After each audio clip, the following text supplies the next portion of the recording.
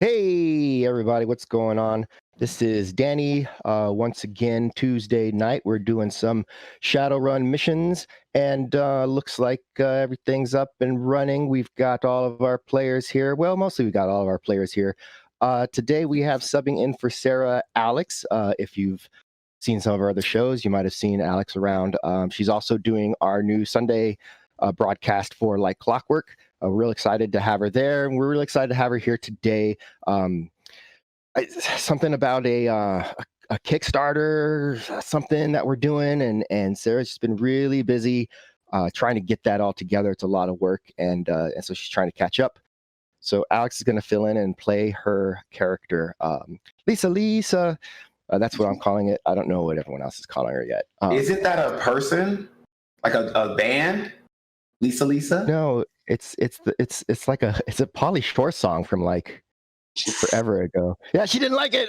She doesn't want to. Oh man. Oh wait, no, she's back. Yeah, no, I was Pauly Shore sang that song like a long time ago. It was like some stupid song about girls named Lisa are the best. What? You don't not know who Pauly Shore is? No, I love Pauly Shore. Oh, okay. All right. Well, see, that's why you know the song. Okay, everybody. So with that, we are going to do a quick recap of where we're at. And I believe this week it would have been Sarah's turn. Maybe that's really why she's not here. So Thomas, we're going to skip to you and have you take it away. She better do it at my place next week. I'm going to make sure she watches it. Now, all right. Last week, when we started, we were just about to unleash our plan to storm the building with... after blowing up the generator, when we were interrupted by a message in our head sent by for now, a pretty friendly lady who came to us and explained to us that she also wanted to hit these guys. So we joined forces, and we threw a grenade filled with neurostun in there, which knocked out a few people.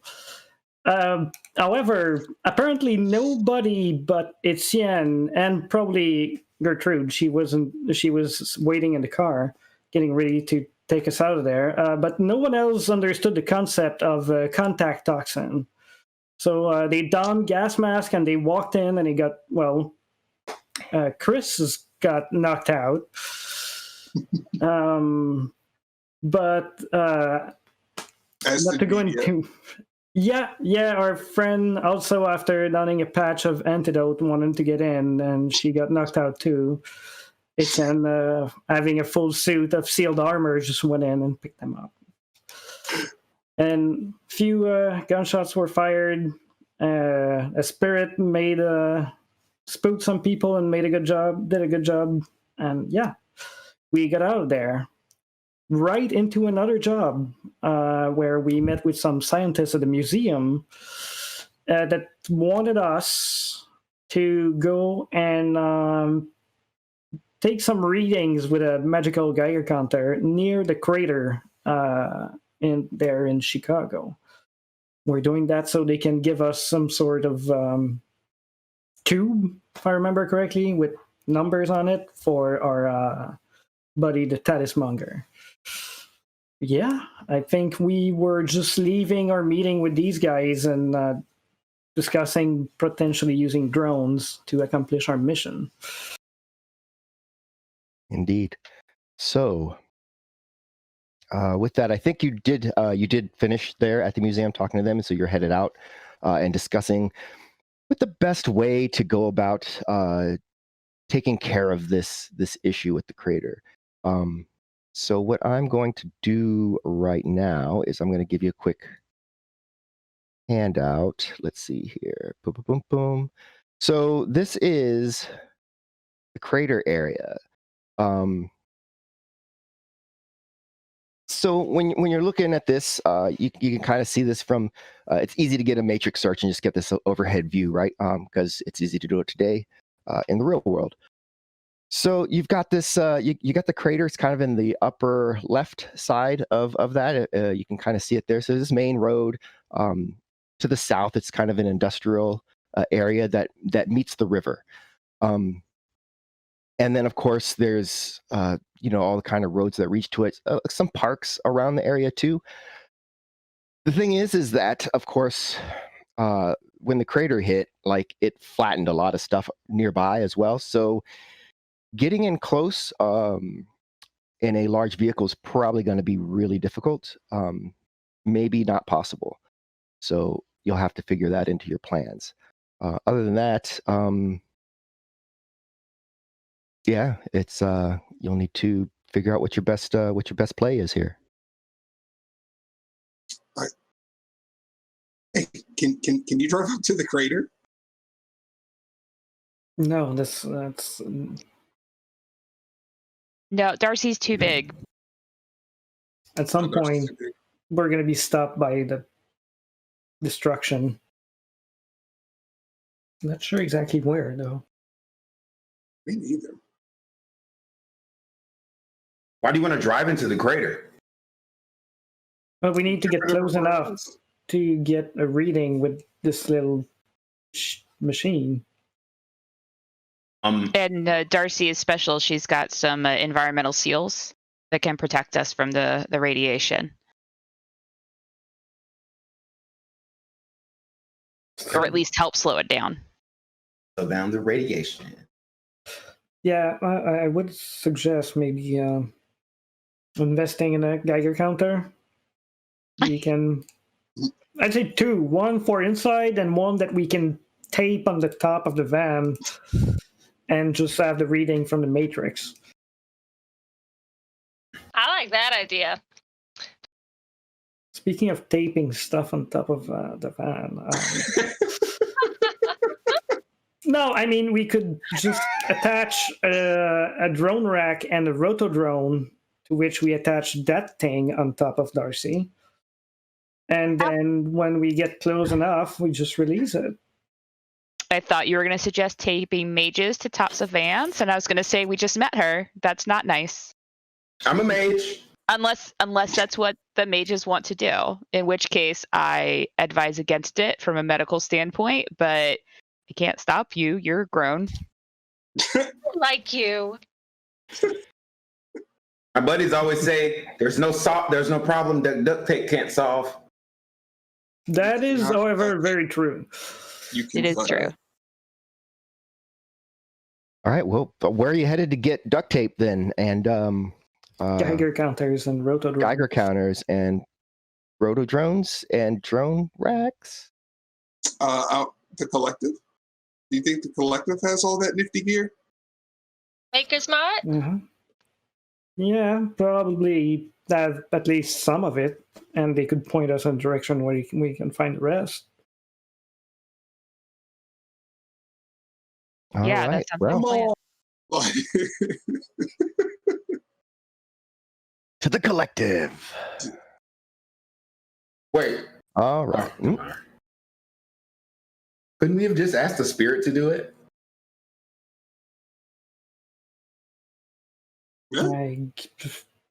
Can they carry technology? Well, they can manifest, which means they can manipulate. Oh, I'm sorry, Nico. Well, they can manifest, so that means they can like hold stuff, right? So then, if it's hard, they can hold it. So if they're not manifested, they can't do it. But once they manifest, they can do it, and they can run in there. And I don't think they'll get like affected by the radiation, because back at the at that one place, you know, he went in out of the smoke area and it didn't bother him.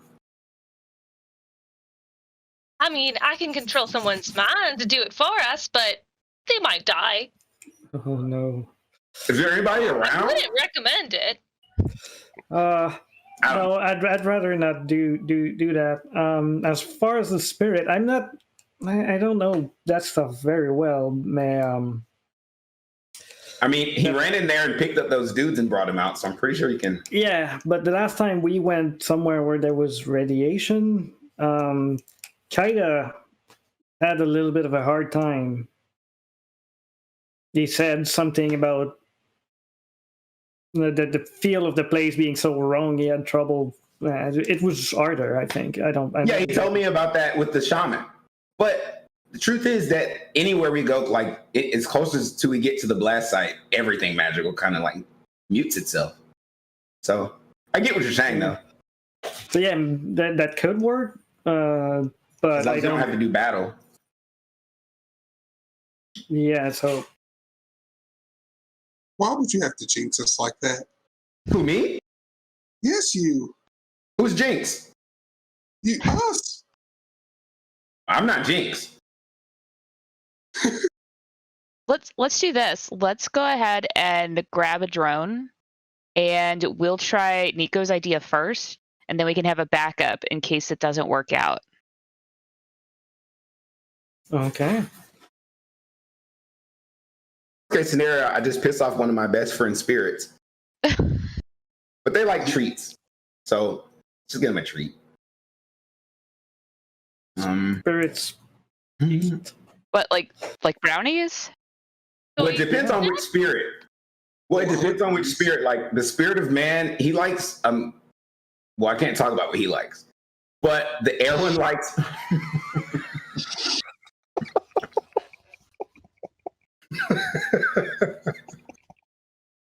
okay, I can't talk about that. Yeah, they all like different stuff. So I'm gonna. Should I go ahead and roll? If you would like to summon a spirit, you should go ahead and roll. What is the force of the spirit you would like to summon? It's gonna be a force 8. Okay. Because we're in one of those like heavy zones where the radiation. Yeah, you will. Yes, you will be in one of those heavy zones. So I'm gonna go ahead and roll for an 8. Yeah, it won't ask you for the force. You just roll it, and then I'll. Okay. Roll. That's pretty good. You got a 6, a 4, and a 2. Oh, I don't know why that happened like that, but count the last one because that's the one I clicked. I don't know about the other one.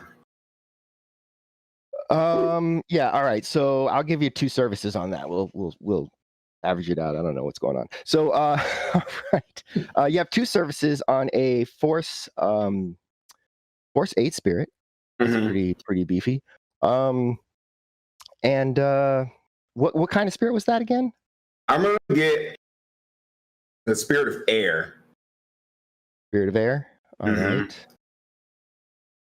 Okay, so you have a spirit of air. It's force 8, and it is waiting for you to ask it what to do. Okay, so I go into astro mode, and then I see the spirit, and I take a knee. Yon spirit, yon spiritu. Yes. Hi. I'm just, Hello. how are you? I need you to take this drone and go get a reading for us. We just need you to stand in the middle of that place. I made sure to summon you with a lot of force. To this, can I say that to a spirit? Do they know what I'm talking about? Or is that a board thing? You wouldn't necessarily say force, but you would say that hopefully you have the strength to Yes. Okay, so I'm gonna take your phrase. Hopefully you have the strength to do this. And if you don't, just let me know it. And I'll hook you up with something next time I summon you.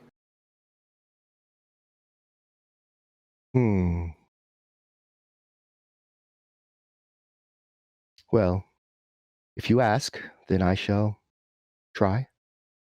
You're awesome. And then I hold my hand out like that for his paw. He paws out and yeah. Okay. And then I go out of astral or back into normal mode, normal sight. Okay. So the spirit materializes kind of outside, just right outside. It's large, higher than 4'6", so it's a little bit bigger. And it does have, it can manipulate things, but it's very much made of air, right? And so it's like forming the air particles to kind of create a sort of a solid texture to sort of pick up the device. And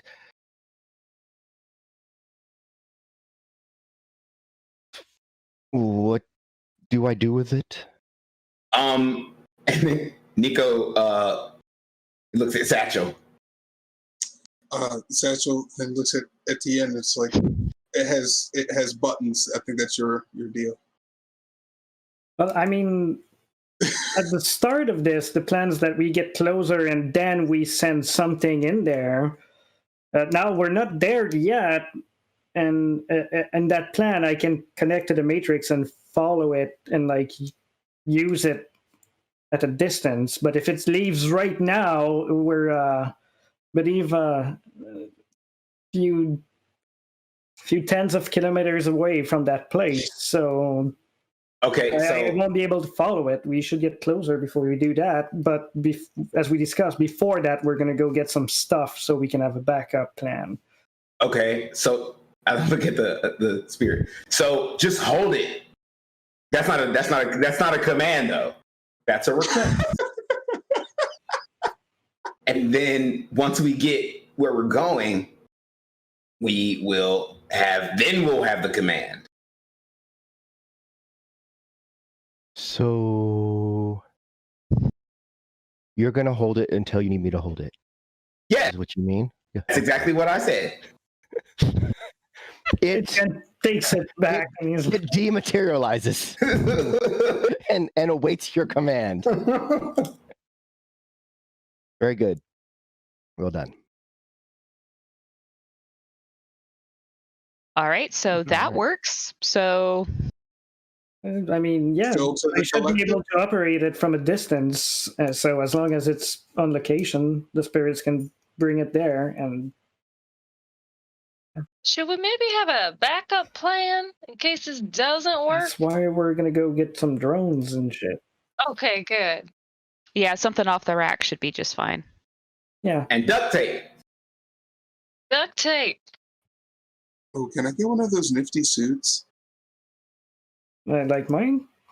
Yeah. It took a few weeks for them to make it custom like that, but yeah, I can introduce you. Maybe after we're done with that job, though. Yeah. I like the idea of those grenades, but yeah. Yeah. And then Satchel just goes and sits back in the back of Darcy. All right. Well, with that, then everybody heads over to the Maker Collective, I presume. Yeah. As you arrive at the Maker Collective, all the regular, faces that you kind of see from time to time are out there. You've got Alice pushing her shopping cart while her erstwhile bodyguard kind of keeps an eye and makes sure no one messes with her. Folks kind of moving in and out. As you head in, where are we going? What's everyone doing? That was the name of the shop again. As you walk in, it's just right up ahead. Most of it's missing, but it's hardwire. Yeah, hardwire. That's the words I was looking for. Mm-hmm. So be a good place to start for at least like drones and parts. That was my thought. Need any more grenades? That would be probably more the guy at the back for grenades and stuff. Yeah, he's like, I remember Morton. And yeah, he starts, and he may have some Geiger counters for us. So, I mean, if you can ask him about that, I'll keep that in mind. He just kind of like walks back there. All right. And then who's going to hardwire? We'll go with that first because it's closest. It's Ian and Gertrude, and anyone who wants to follow. I'll tag along. I don't know this place very well. It's a pretty neat place. I mean, you get everything you might need. There's a place for clothes, place for junk and tech. There's the trader at the back who does pretty much everything, all sorts of stuff. It's a very cool place. All right. So as you are moving up to Hardwire, you see none other than Hardwire himself, the young dwarf. Looks up. Oh, hey, guys, what can I do for you?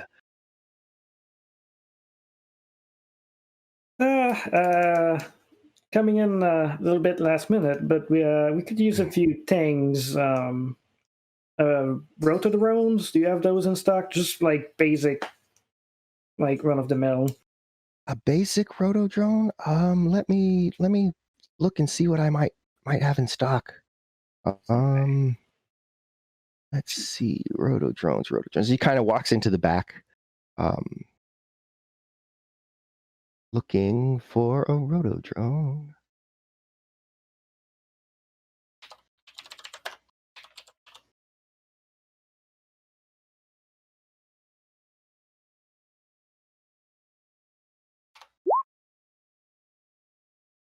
All right.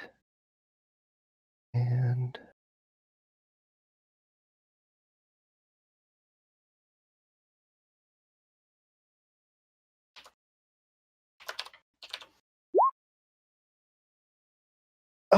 well, actually, as a matter of fact, I got one right here. It's one of the MCT models.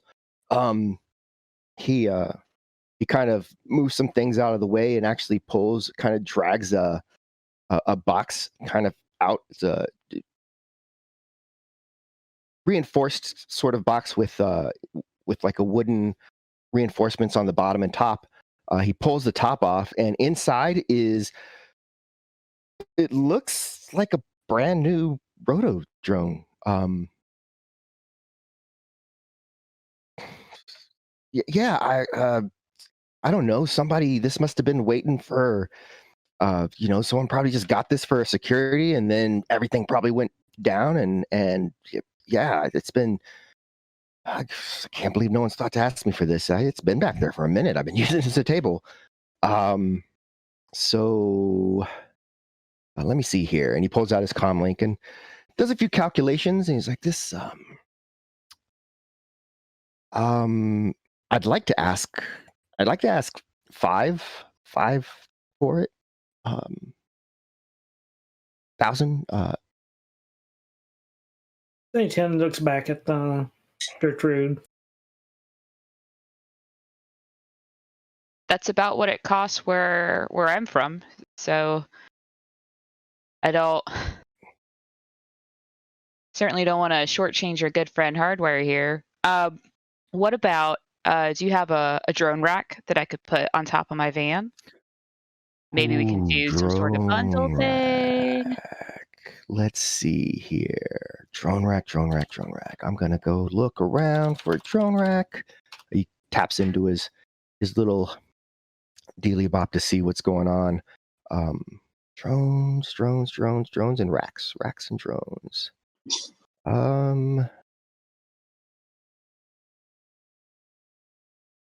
Somebody's giggling, thinking about Walker drone racks.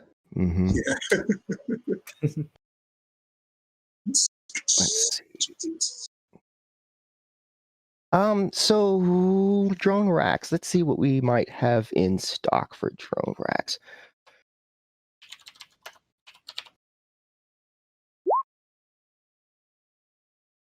Ooh, I don't know.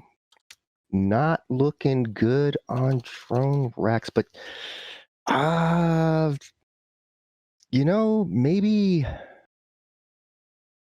maybe Crater can put something together for you. I mean, yeah. Not last minute though. I mean, obviously. But I mean, maybe the two of you could work something out. For the meantime, I don't. You think that this drone can fit in the van with the rest of us, Etienne? Oh, I mean, it's not the biggest drone ever, but yeah, no, it's fine. We can have it inside. It's just my worry was opening up the van in the situation we were in. I guess we can stop just a little bit earlier. As soon as the Geiger counter starts beeping, we can stop, back up a little bit, and then have it follow us. And I'll get with Crater so we can work it out later. Yeah, okay. Well, if you want to go and talk to him for specs and stuff, I'll bring that back in the van and start maybe getting to work installing my my satellite link somewhere on top, so we can make sure that Matrix is going to work. I'll help. All right.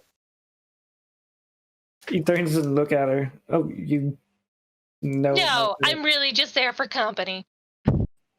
Well, I mean, it's better than hindrance, so. Maybe you can teach me something. That, if you want, I'll see what I can do. Okay.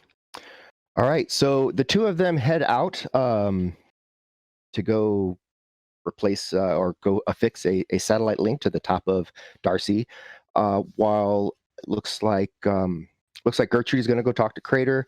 And before we get to Chris, Satchel, who is going to talk to Morton, we're going to take a really quick 5-minute break for tech. We're going to try and get something sorted out. There's something that's kind of messing with our frame rate or something. So and Tom's gonna work on that real quick. So if you give us 5 minutes, we'll be right back. Okay. Hey, I'm live again, I'm told, or I'm not live again. I'm not live again. All right. Hey, that only took 2 minutes. Thanks a lot, Tom. Hopefully that's going to make everything run a little bit smoother on the Twitch side of things. And we were going to go to Satchel, heading back in to speak with Morton. Let's go here and find that guy. I think. There he is. All right. Satchel, moving back. You're moving back into the back of the collective, and you see, the exit, the double doors where they usually bring a lot of stuff in from the back, and then there's sort of this like a teller's cage or something to the left of that, and behind that, of course, you see the face of Morton. He looks up. Oh, hey, Satchel. What's going on? It's been a minute. Oh, how have you been? Same old, same old. Can't complain. We're, business is okay. Yeah, I was just calling, coming by to see if you had any, just smoke grenades. Just smoke grenades. Smoke. Not gas, but smoke. So just smoke. That. I do. What are you looking for? Obscuration, or are you looking for signaling? There's also, I've got some thermal blockers. What exactly are you looking for? I'll take 2 thermals and then just 2 obscuring ones. Don't really need the signals. Okay. Yeah, that's easy to do. Let me go back there and grab you. You said 2 and 1? 2 and 2. 2 and 2. It makes it easy. 2 and 2 equals 4. Got it. I'll be right back. Quick maths. With that, he heads to the back, of course, where he keeps all of his gear that he's going to sell to you. And then a few moments later, he comes out. He's got a small box. It looks like it's supposed to hold 6, but 2 of the slots are empty. Grenades are all up in there. All right, so you needed 2 thermal, 2 obscuring. That's gonna run you 200 million. Okay, that sounds good. Oh, I'm sorry. Do you also happen to have capsule rounds? I do have capsule rounds. How many are you looking for? Let's go for about 100, and then give me three other clips, 3 empty magazines. Okay. The magazines are going to be for what? What's the caliber? For the Keska. Okay, got it. So that's going to be 15 for the mags. And then you say that you want... I'm going to have to look that up real quick. Capsules. They're back here somewhere. I'm going to go... and some find lube them. if you can find it. Some what? Some lubricant to put in the capsules. Interesting. I can dig it. So yeah, he heads back to find you some capsule rounds.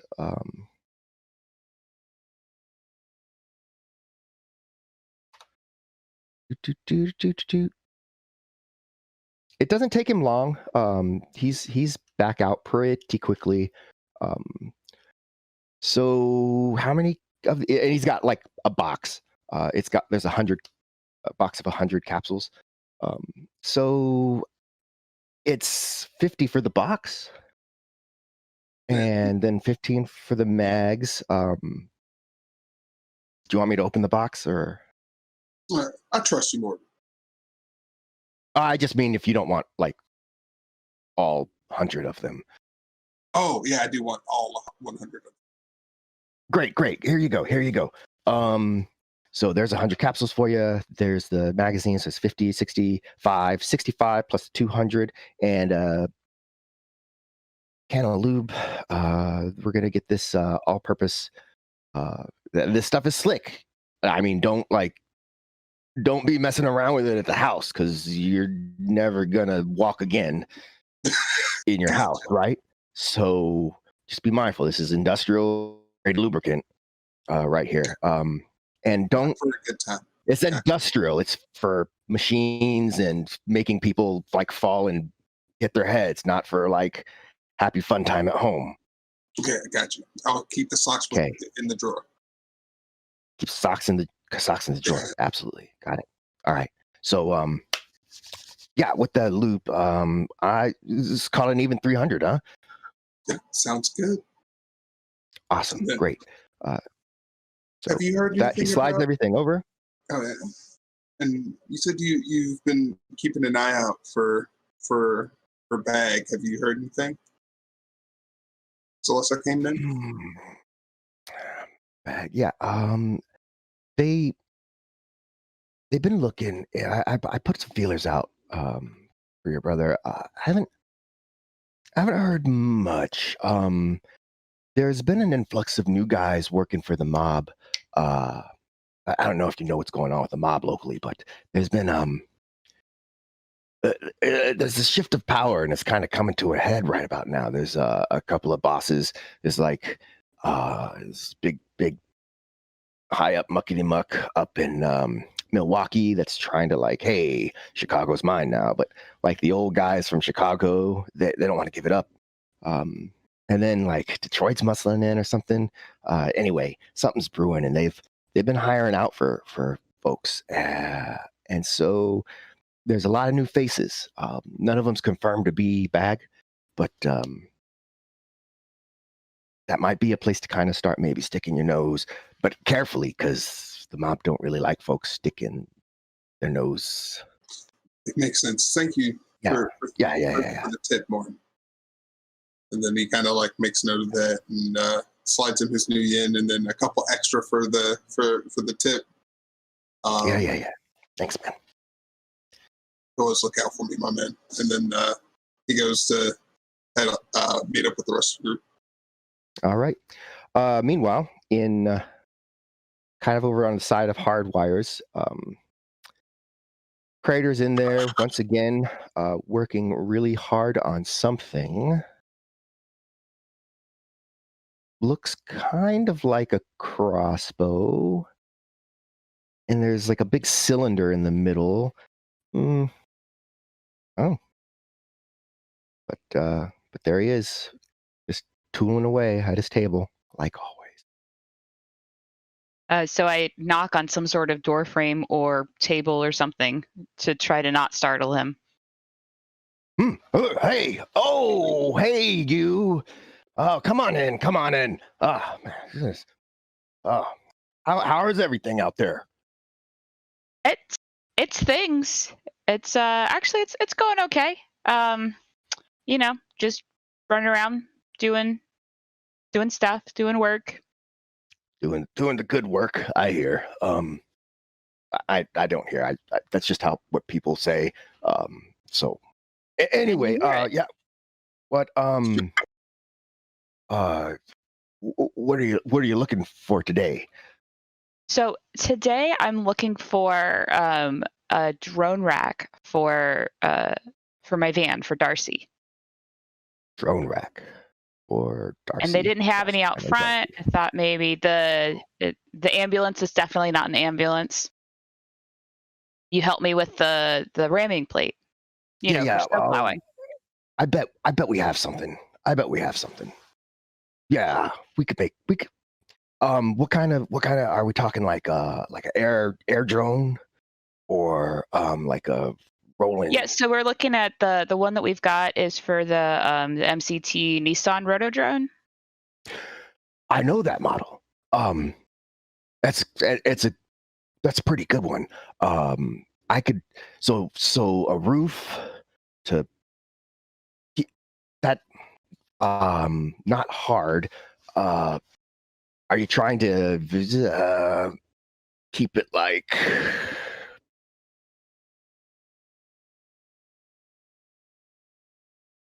under, so people can't see it when you're not using it? I didn't even think about that. I was thinking like vacation racks, where you have the big plastic thing that goes on top. But that sounds better. That would be easy. The hiding it is gonna be not as easy. But really smart. Good. Yes. I bet we could do something today so you have it, and then work on a cover. I can sketch something up and see if I can, do a print, like blueprint. Blueprints?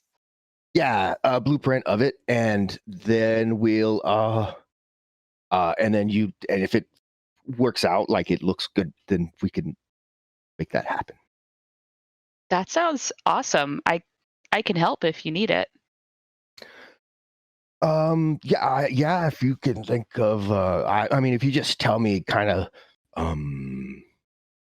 what you're looking for, like maybe how many drones, because you didn't have any before, but now you have one. Maybe later you'll want like 2 or 7, and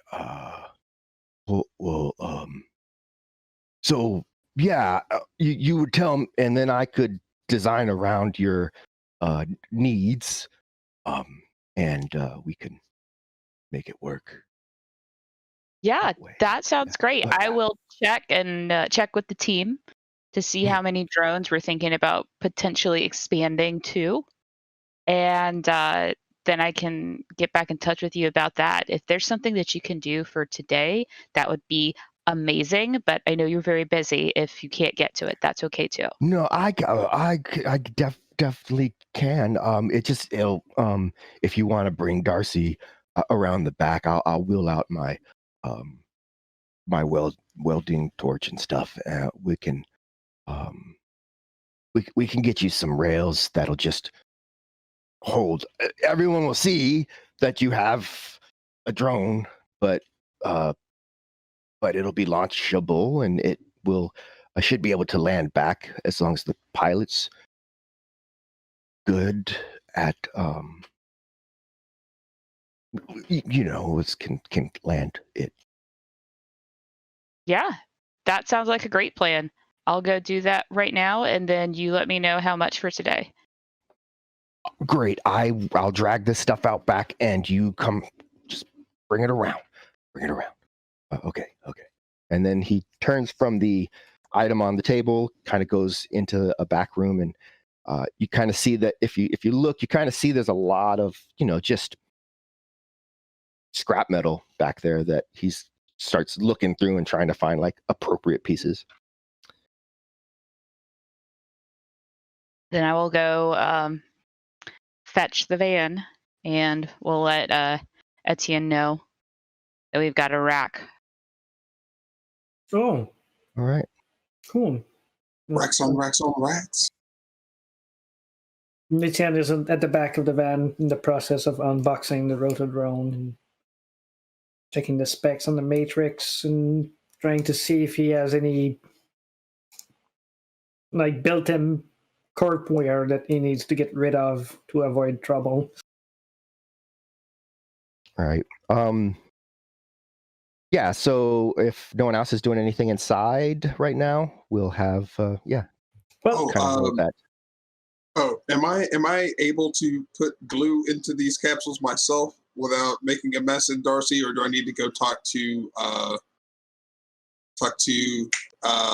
Fluff or someone in Hardwire? So I'll put it like this. You definitely can, in the same way that I could buy a bunch of capsules and start trying to fill them with glue myself at home. You can do this thing. To the extent to which you do it without or lube without making a mess or, losing half of your stuff or whatever. I don't know. Okay. Well, then I will go. Okay, you go straight there. You don't come back to the van. Yeah. What? Yeah. Never mind. You're going to do your thing. Yeah, I'm gonna go. I'm gonna go ahead and go to Hardwired and see if they can help me lube up some bullets. Okay. Yeah. So you head over to Hardwire. So you're going to Hardwire, not Fluff. You mentioned Fluff before. Oh, who would be the better choice? The drug guy with the lube, or the hardware guy? No, let's go with the hardware guy with the lube. All right. All right. So you walk into Hardwire. Oh, hey, can I help you, guy? What's up? Yes. I was just wondering if you could help me install some lubricant into these, and then he just pulls out the box of capsule rounds. Well, I guess it's not every day. I can. Yes, I've got the tools and everything to kind of do this without wasting a lot of your lubricant. And why are you doing this? Someone had to ask. It's a less lethal way of dealing with pursuers, right? I mean,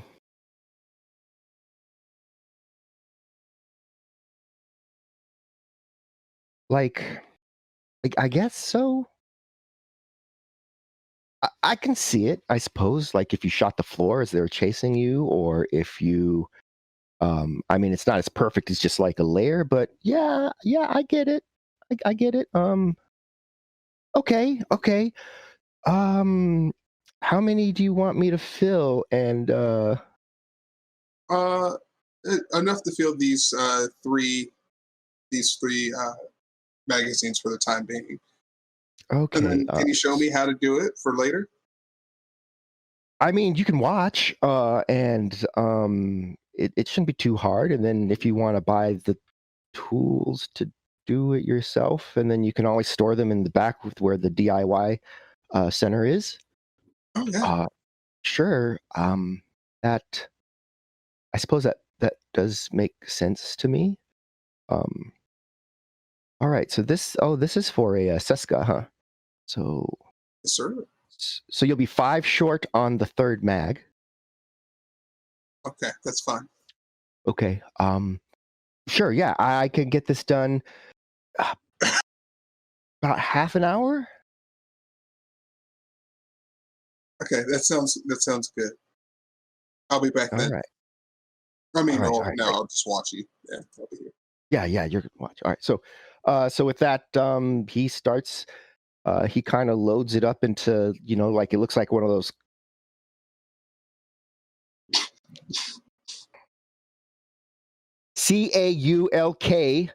Caulkers. He put the lube in the Caulkers gun.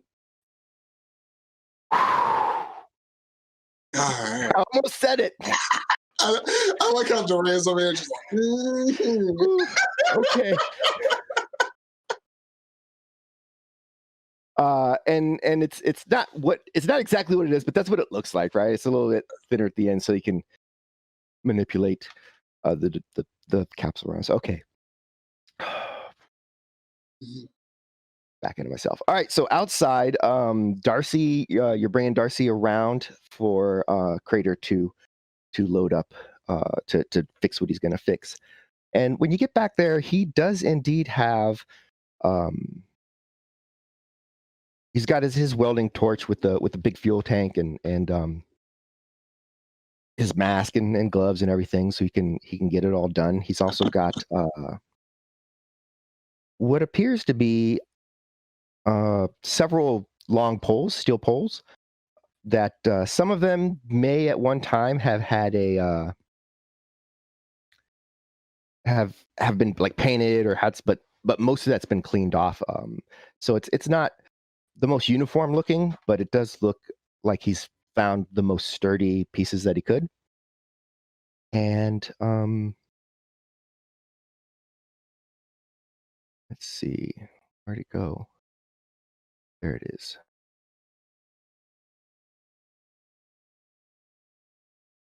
So, all right. And he gets to work on it. And it takes about an hour and a half. So inside, Hardwire finishes with your stuff and you go out front with your capsule rounds, like the van's not there. Where'd they go? And let's see.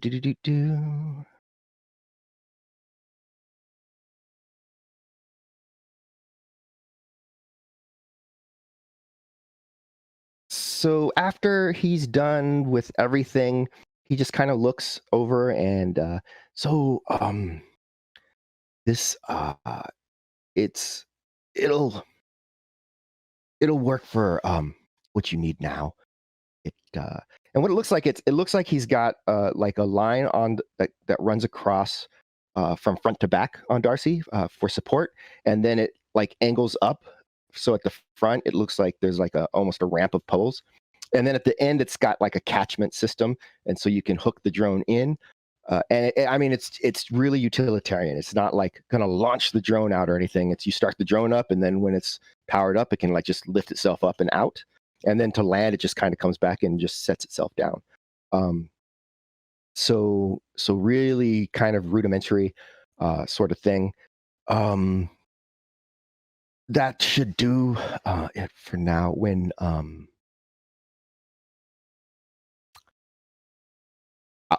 we work on the other stuff, I can we'll put it all together. I'll probably need to get some specialized parts and electronics to go with it, but it shouldn't be any harder than building a launch pad for rockets. I did that before. I'm a well, that's why I don't trust anyone but you to help me spruce up Darcy. Yeah, I was used to do. Speaking of which, I'm sorry, Etienne pops out of the van. He's like, I got this satellite link that I think we talked about, like maybe installing on the roof. That shouldn't be too hard, but you want me to weld a little thing on there so you could stick it on there? Here, if Gertrude is okay with it. Yeah, I heard duct tape will work just fine. Actually, let me see that. Give him the satellite. I'll be right back. He goes inside. Round now, Satchel realizes you haven't left him and finds everybody in the back with the Coolio frame drone rack on the top of Darcy. About 10 minutes later, he comes back out, and the satellite link is now inside of it's like affixed into a casing, and then the bottom is just like flat, right? Like a flat microphone stand almost. So you can take it back out, and he kind of shows you how you can clips it, and it kind of comes out. But you put it back, and that's a magnetized base for you. Ooh. There, guy. Yeah, that. How do they work? Magnets. I don't know. It's a miracle. Miracle of magnets. Okay. No, hey, Satchel, did you get the Geiger counters? I know I forgot something. I've been waiting like 15 to 20 minutes for him to come back to the van so I can tell him that, so he has to go back. Ah, fuck, I'll be right back. And he just kind of like makes his way downtown, walking fast. Takes his pass, and he's gagging around. All right, who are you getting Geiger hounds from? I'm going to go back to Hardwired, see if they have. Okay. Geiger counters, yeah, I've got some of those. Yeah, I give you. I mean, you just the Geiger counter. You're not looking for any other sort of additional functionality at all, or. And I'm like boop boop boop. They're like I hit the end up on the comm. I'm sorry, just one second. Yeah. Oh, yeah. Do we need any kind of extra bells and whistles on these Geiger counters, or is this any kind of counter? Wait a second. Hey, Gertrude, what kind of sensor array do you have in the van? Could we use an extra one? Extra functionality? Yeah, I don't have a whole. I mean, I've got standard sensors on the van, but it's pretty old school. Maybe biomonitors would be good for everyone. What about something that'll detect the toxins in the air? Yeah, could add toxins to them. Yeah. Oh no, that's. And then good. I hit the speakerphone, hit the speakerphone button, and I'm just kind of like. Yeah, Geiger counter and toxin sensor should do it. We can get 2 of those. That'd be Okay. Let's see. That's gonna be a 1, 2, 3. So, and you want these? These are gonna be handheld. Yeah. Let's use magnets. Oh. Well, unless you got any magnet coupler that we can stick on the car again. Do magnets work with these things? I mean, I've got some magnet cup. Yeah. Okay. Yeah. So, how many of these you want? 2. Those. 2. All right. That's 600 Nuyen and 50 for the couplers. You want 2 couplers or just one? It's 25 each. Just the one. All right, 625. All right, Etienne's going to wire the credits right through through his phone. There you go. Do like coins like leap out of the screen or something? No, he just scans the barcode, and there you go. All right. So you make the transfer, and now you've got 2 handheld sensors. They have little things on them, little beepy bops and boopy blips, and that don't make any sense to Satchel, but you're sure that your more hardware savvy folks will. And there you go. So now you've got your satellite link. You've got a Geiger counter with atmosphere sensor and toxin detection. So that's a rating 3 handheld sensor. 2 of those and the 1 additional magnet case for one of the Geiger counters, and then finally the drone rack with drone. Quite fruitful. All right, made it. Nico, did you need any treats for your spirit? Well, he didn't seem upset, so I don't think so. But if he does get upset, I will. You do have spirit snacks, apparently. That's your reagents. Those are just little magical things, right? So you can use them to do various things. and I'll make I'll need to make you a little like cheat sheet for all the things you can use those for. Awesome. And it's sad that Kite is not here because when he was doing his one-stop shop thing, he had all these cool little magical trinkets that I could buy. But I'm pretty sure there's nobody else in the collective selling those. So, wah, wah. Well, we're working for a guy that does sell those. So maybe after that we. Oh, I know who you're talking about. But isn't he all the way like on the other side of the CZ? I mean. Yeah, but we're gonna have to bring the canister back to him when we're done. So. I was talking about in preparation for the. But I know one thing we do got. Lots of lube. Apparently, looking forward to see what you're gonna do with that, buddy. Oh, he said that staring directly at Satchel. Oh, and that only used like a third of the pail, so you still have 2/3 of that pail. Oh, okay. So let's see how the slip and slide adventures go. Oh my! All right. And then Nico never stopped smiling after for the rest of the trip. So Satchel just returns to being quiet and sits in the back of the bed. Lovely. So with that, I imagine everybody is hopping into Darcy and heading on down towards Cermak. Didn't somebody make a mess in Darcy earlier? I'm sorry. That's my last one. That's my last one. I swear. I'm sorry. All right.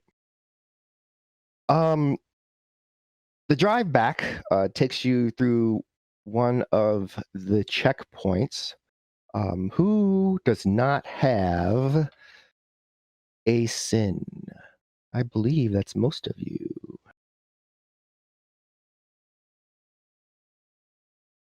That's going to be under your social tab. All right.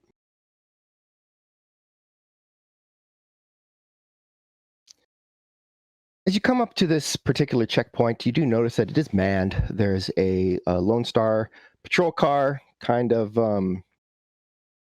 just parked there. The emergencies are flashing. It looks impromptu. It's not like a building. Like a lot of the other checkpoints, when you go through, they've actually like set up some hard structure there. This is just 2 Lone Star officers, couple sawhorses, and a pole just kind of going across the middle of the road, and then their cars over to the side, and look like they're just waiting for someone to drive through as you're kind of coming down the road, Darcy there. As we come up to the checkpoint, I'm loading my new rounds into my Keska. I mean, we're in the van. He can't see me, right? I mean, you know. So I'll slow down to the checkpoint and roll down the window like halfway, not the whole way. What's your business in the CZ today, ma'am? We're a mobile medical unit going in to do some charity work. Looks like you got a rather large drone kind of propped up there. You got a license for that drone? I cast Mob Mind to take control of his thoughts. So Mob Mind, is that the thought control one, or is the magician seizes control of the target's mind and directing everything the target thinks. Let's.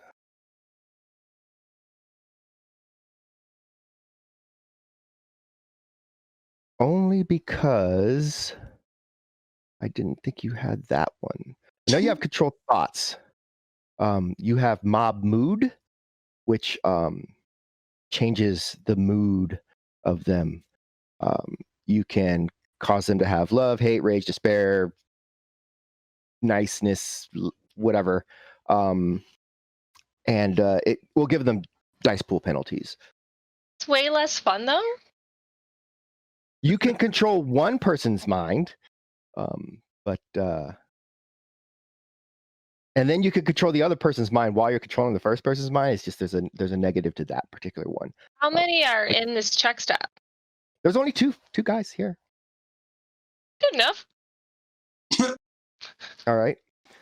So while you're going to roll a, so when you click the button to do the spell, you're going to click that button. It's going to ask you if you have any modifiers. You do not. It's going to then, and it's going to ask you the force. And it might not be in that order. And it's going to ask you the force, and you're going to say the force. Now, the force limits how many hits you can get, which in this particular spell also like determines how strong the hold is and how hard it is for them to break it. And am I doing the mob control, or am I doing control thoughts on this one? You're doing control thoughts if you're trying to actually take over their mind. If you're doing, and then mob mood is the other spell that allows you to do the emotions. I'll try this one first. Okay, so I haven't done Roll20 with Shadowrun. Where do I click? Oh, there's the button. All right, no modifiers. Got it. Force. Force 6. That's a relatively normal and safe. Oh, that is 0 hits, and then you have to hit that drain button to see if you have suffered any drain. I would like to post edge. Okay, you can post edge. So when you do a post edge, what you're going to do is you're just going to roll the amount of dice by clicking the dice button up top. So I had 6 die, right? 6 should be more than 6. Why'd you only roll 6? I just clicked the button. I have no idea how many I rolled. Let's see here. That could have been the problem. Casting force. So you click that, and it does that, and it does this.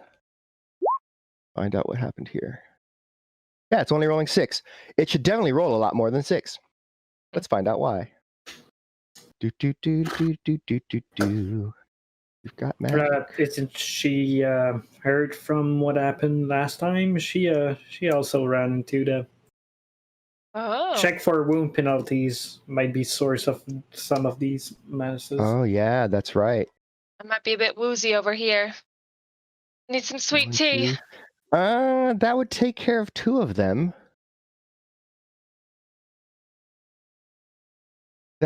She'd still be rolling a lot more dice. Conjuring, enchanting, sorcery. Let me try something here real quick. Let's try something real quick. Did someone say something about sweet tea? Oh, yes. It's what I live on, sweetheart. Okay. Maybe that's why you feel faint. I've been getting diabetes. The sugars. The BTs. Yeah. All right, let's see if this does it. I think I found the problem. The problem, I believe, is that it's not recognizing the group. So go ahead and hit that control thoughts again. 0 and Rerolls every word. All right, so that's a lot better. And yes, that's all the dice. They're not the droids you're looking for. Yes, and that did roll all the dice. So, yay! Go ahead and hit that drain just to see how much drain you take. That did not use any edge. So on the dice roll on the side, it actually has a little dice icon next to where it says drain 5. In the chat. I see it. Yep. Not bad. Well. Ouch. So that's 4 stun damage that you're taking as a result of casting this spell. Great. However, I believe you have a force reroll from Randy. I would use Roger, that. So, go ahead and just hit that drain Okay. button again.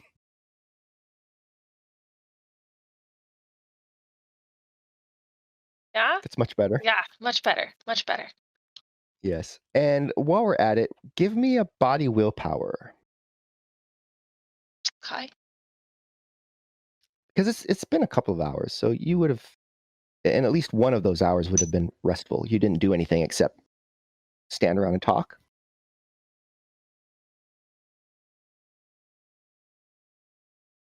Oh, so do I get rid of my stuff too? If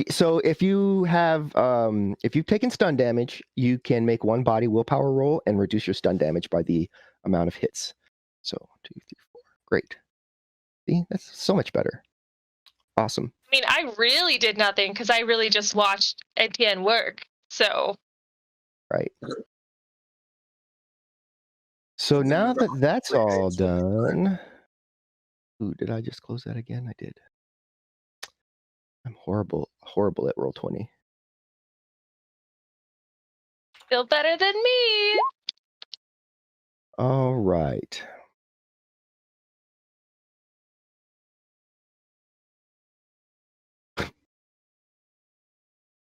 So what are you doing? So I'm telling him, yes, these people obviously need drones to go look for medical victims to help them. So it's like the most intuitive thing in the world. Yeah, I totally get that. It doesn't look like you have any weapons on that thing, so I can't. And this look, everything looks good here. Meanwhile, on the other side, he's like, "What, Roya? We're not going to check anything. Everything seems to be in order. Yeah, just let's move the thing out of the way and they have him go through.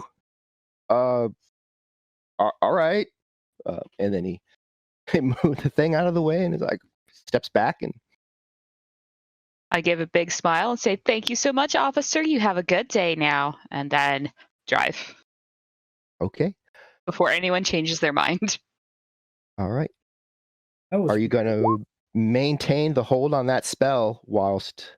I'll give it at least another 60 seconds for it to really dawn on him. Like, did that make sense? But so the thing is control thoughts is actually you make them believe it's their own thoughts, as opposed to just controlling them like a puppet.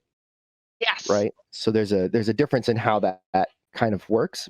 So controlling them like a puppet, you actually make them do things, and they know that's not what they're trying to do, and so they're aware. Control thoughts is you actually are putting the thought into their head, so that then they just do the thing that because they think it's their own idea. That's much nicer.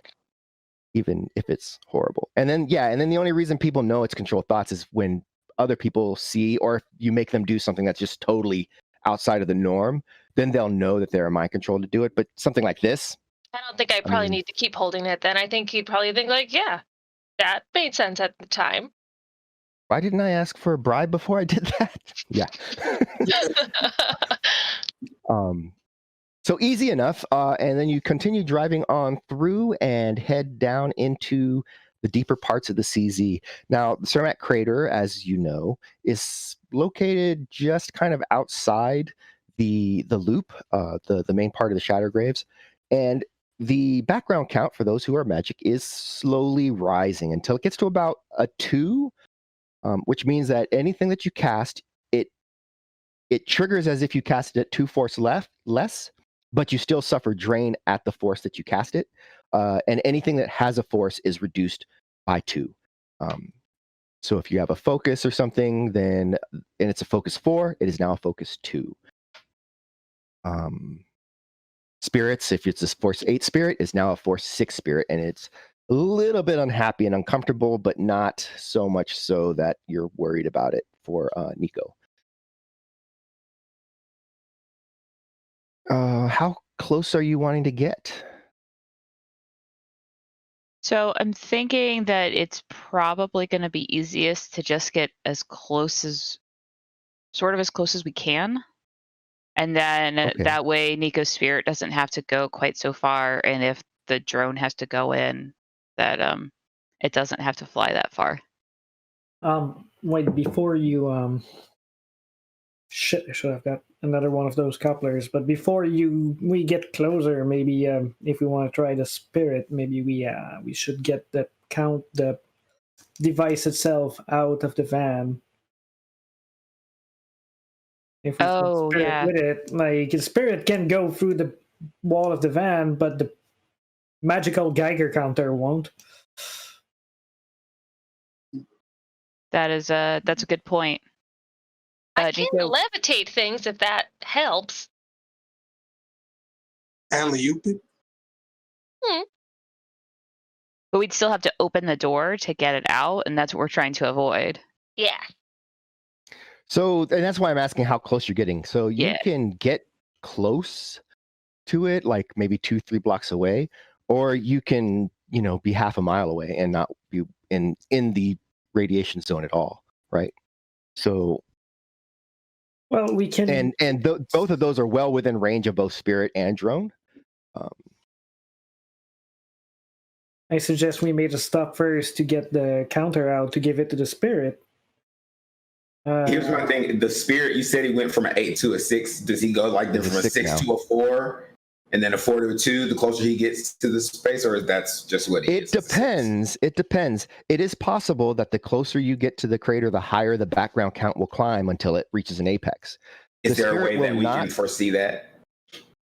Go and check out the manosphere yourself, or you could say, "Hey, go until it reaches a certain level, and then come back and tell me that it's too much," or so, you know what I mean? If it gets to his level, he will discorporate, and but so he can't there's no perception test or sensing anything like that we can do. You not from the distance. You got to be in the area, and you would have to look around to count what it's like. Are we already in the area though? We're getting close. Well, that's what we're talking about. We're talking about how close you guys are, and whether you want to stop first before you get really close to get ready. We've already been in this same atmosphere though, right? You are not. You're right now. You're about a mile to half a mile away. I don't mean when I say the same atmosphere, I don't mean the exact same. I mean this atmosphere is similar to the toxic shamans. You've been closer. Yes, you've been closer to the crater than this before, and that number was a little worse than it is now. That number was worse than what we're seeing. That number was a little bit worse than it is now, and that wasn't right up by the crater, so it might be more by the crater. I mean, once again, I'm no specialist in magic. I've just learned from watching you guys. But can't you go with your spirit out of your body? You can do that too. You can project and then go yourself and see what it's like. So I'll do that. All right, so we'll park the van so that you know where we are. Okay. You go and have a look with your spirit, and you come back. No. I'm just gonna go by myself. Oh, okay. Because then, because I'm not gonna dissipate. Yeah, you will not discorporate. I won't dissipate. She said hopefully, and then at that point, when she says hopefully, then she gets the eyebrow. But she gets the Nico eyebrow. Yeah. Okay. And then, okay. All right, so raising up into out of your body and kind of into the air, you do notice that the very air around here, there's like a gray brown miasma that is sort of just, and it makes your projected skin crawl a little bit, but it's not too bad. So you start heading in the direction, and you can kind of see it get thicker as it goes towards the crater area. And so as you're going in that direction, go ahead and make a sensing test. Yes, it was already ready. Boom. Okay. Do I have markers? No. I have some pens. Definitely not you. No. In the van, anybody got a marker? You better not. Nico's gonna be mad. That's all. I'm warning you now. He's gonna be mad. What did we learn last time? So as Nico approaches, you can feel the background count getting higher and higher until it gets to a point where you're like nearly overwhelmed. Just like that you could keep going closer and it's not going to kill you or hurt you. You just really feel like you would have to. It'd be like sprinting super hard after you've already got done with the 100-meter sprint. That would be like the effort to cast a spell. You mean like walking to the corner store? So, not Nico. Like just regular people. Like after you've already like exerted yourself, and then you have to like exert yourself again. That would be kind of like the amount of effort you would need to cast a spell. You would say it's somewhere around, for game mechanics terms, 6 near the crater. Out of infinity, but I mean 6 means that it's going to reduce everything by 6. So your Spirit 8 is going to become a 2. If you cast a Force 8 spell, it comes out as a Force 2. And this is actually at the center, or this is just right up at the edge of the crater. You can see like inside this cylinder of like that rises up from the crater to as far as you can see. It's so like whatever that is way higher than just even on the outside of it. Like, cause it's just like that miasma is kind of thick here, but then it's almost like soup, inside, looking at it from the astral. So then I'm sucked back in my body and I go, you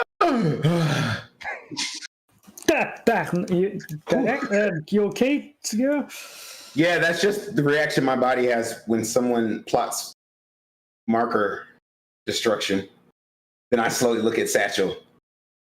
And then Satchel is kind of like, shifty eyes. And then I was like, yeah, dude, we can't go in there. Me and my spirit. It's going to be a bad look. He's going to never summon for me again. Or if he does summon for me, I'm not going to have nearly enough treats.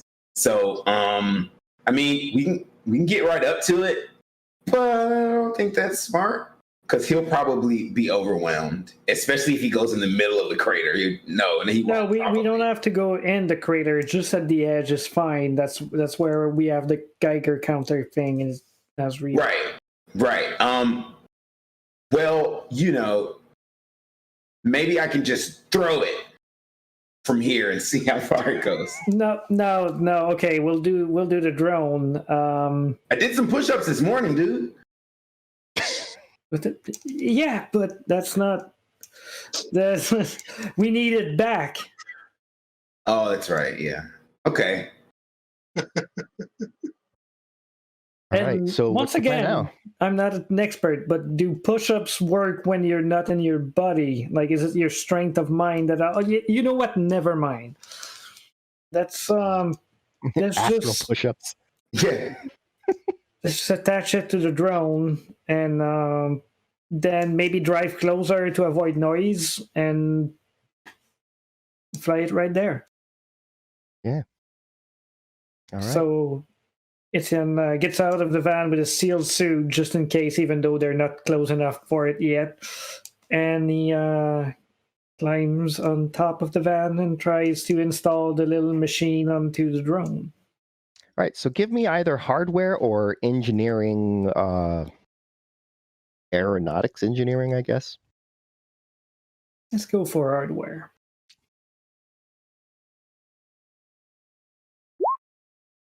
Okay, so yeah, you're able to affix the device to the drone. The only issue that you kind of can see is how to turn it on, like right when you get to the edge, rather than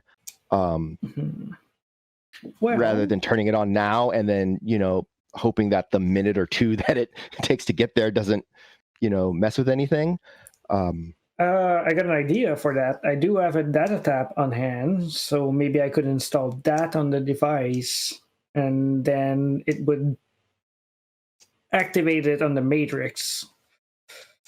Isn't that the purpose of a data tap? It's usually for wires, but maybe I'm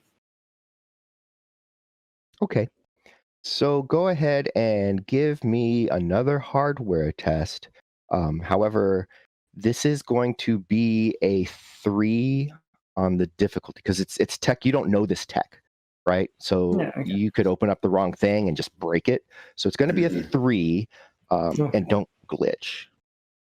I'm gonna keep my edge ready. Someone in the chat gave me one earlier. My the good friend Seal Nado. So if I need it, I'll use it. All right.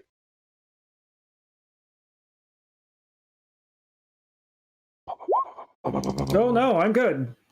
All right. So you managed to kind of install the data tap onto it, and now you can get that button. You can press the button just with a wireless command. So it's all set. It's ready. I get back in the van, and everyone, we're good. I had to add a little thing on there, but we can get closer, fly it to the edge of the crater, and I should be able to do everything we need to do via matrix connection.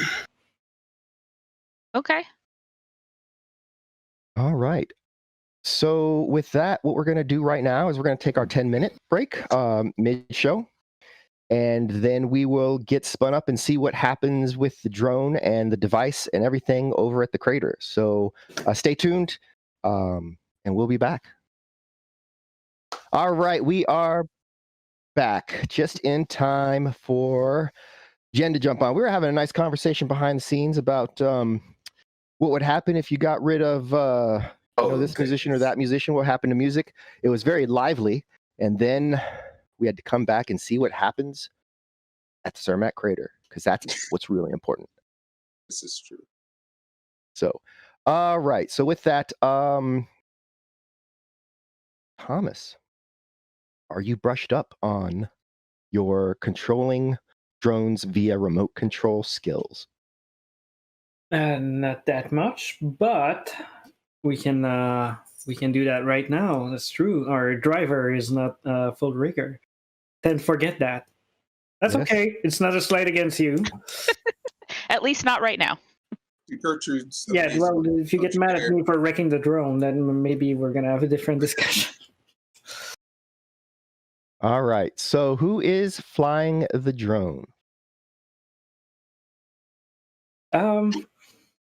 Satchel. Satchel raises his hand.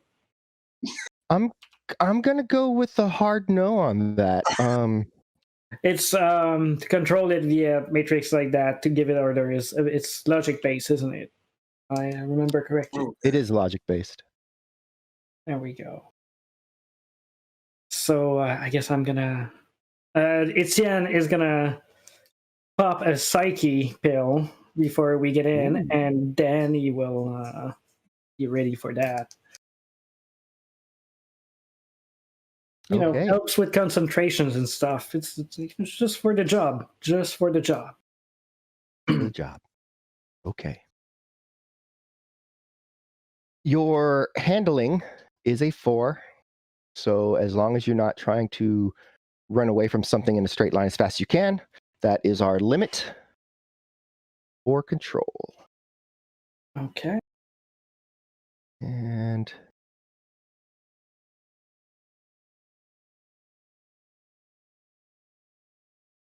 there you go. Oh yeah, a little token of a flying drone. Neat.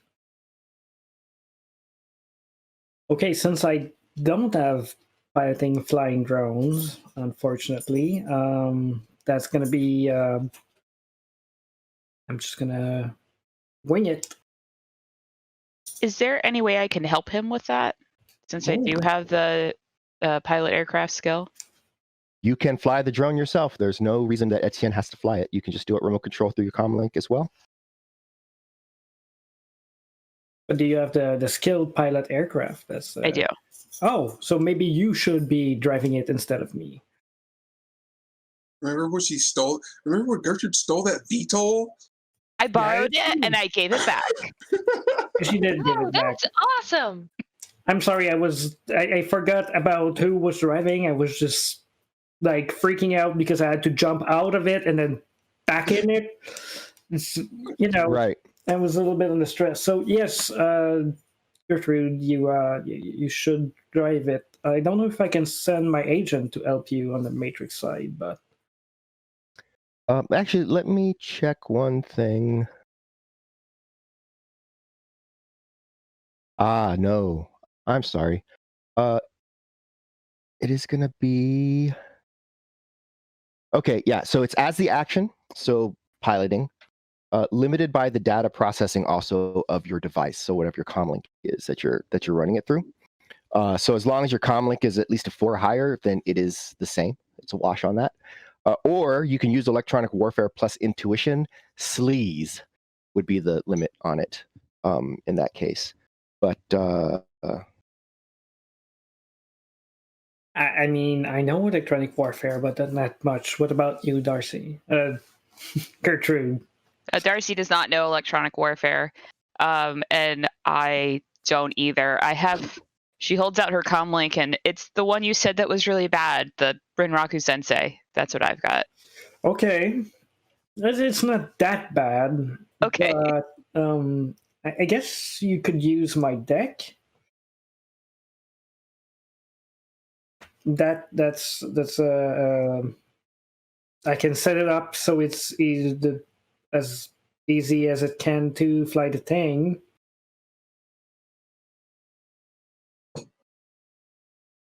Switching stuff around to have a decent data processing. If you think that'll work, I'm much more used to stick jockeying, so. I mean, if you have one laying around, I can plug it in. It's going to work. I don't have anything like that really in Darcy. I was not prepared for this. Sorry. That's okay. Okay. So what you do have? Let's see what exactly Gertrude does have for flying this sort of device. So you've got your.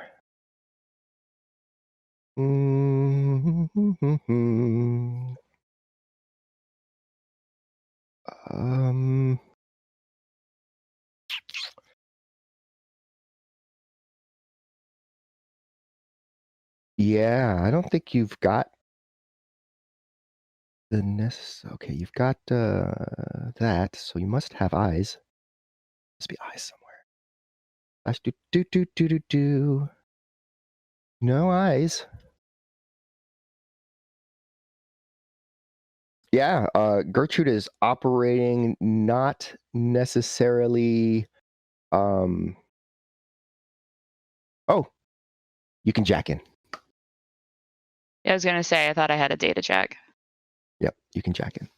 So yeah, when you're jacked in, you are like it's not like a control rig where you are the drone, but you can definitely set yourself up a sort of a HUD interface with your eyes closed where you are flying the drone and seeing out the, yeah. Okay. Yeah. Cool. And we can have you go through my deck so you have better limits. And there you go. All right, so you are now flying this drone as if you are a little pilot inside the drone flying it. Amazing. Yep. Everyone else here, Gertrude, sitting with your eyes closed in the thing with the comlink on your lap, but or a. Does anyone have a marker? Isian is going to get in to see if he can help her too. So Isian is like they're sitting, both of them in the front seat, and the deck is in between them, and there's wires coming from the deck to their head. Okay, yeah, sure. So what we're going to do is we're going to start flying it. I'd say what you moved a little closer, right? We did because he made a comment about being closer to because of noise. Right. So you can get about a 1/4 mile. So the noise is going to be about a 2 based off of that, and then another one for just for the atmosphere and everything for this first roll. So you're at -3. I would be running signal scrub, and we do have a sat link on the top of the van. Okay. So now you're running at a -0. You're full up. All right, so that's a pilot aircraft roll for me? Yep, a standard pilot aircraft roll. Right. You are able to fly the drone in a straight line from the van to the crater without crashing. Awesome. There's no curves in the sky. Good job. You can make your choice of perception or electronic warfare and intuition rolls to get a sense of what you're seeing as you're flying in that direction. I would go for perception, only because I don't have electronic warfare.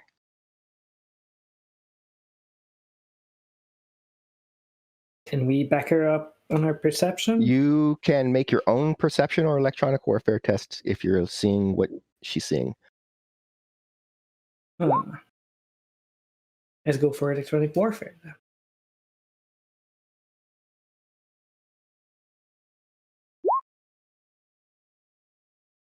So as you're kind of flying overhead, coming in a little bit from the east, you can see that there's just rubble and old burnt out hulks of vehicles all along the road. Definitely would be impossible to drive a large vehicle, unless it was like a tank or a monster truck, right? Into this area. And you can see the crater ahead. It's just this big hole. And as you're getting closer to it, just from this height, there's definitely like an area around the crater that's just clear of any debris. And then it gets back into like broken down buildings and other like rocks and lumps of whatever just kind of strewn all throughout. It's just been decimated, really. And as you approach the crater itself, you do feel a spike in the noise as far as Etienne recognizes it for what it is. For Gertrude, it just feels like something's fighting the controls a little bit. Not too much between the signal scrub and the sat link. But further rolls at this point are going to be at -2, even with the signal scrub, unless you have another thing to mitigate noise. Yeah. That I know of. I have a white noise generator. Does that help? Yes. You get a message in your comlink. No. More noise, not less. Yeah. So we're going to need a roll for you to kind of get that drone to the edge of the crater and then just hovering there for the time period. So go ahead and give us that with a -2, which shouldn't be too tough either. All right. Yeah, you get the roto drone down to the edge of the crater, and as you're like getting to the position where you kind of want to push that button. But then,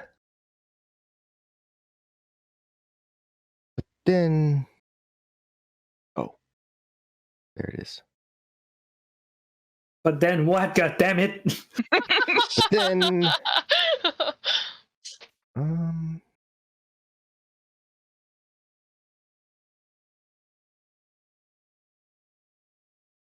me go ahead and make this roll.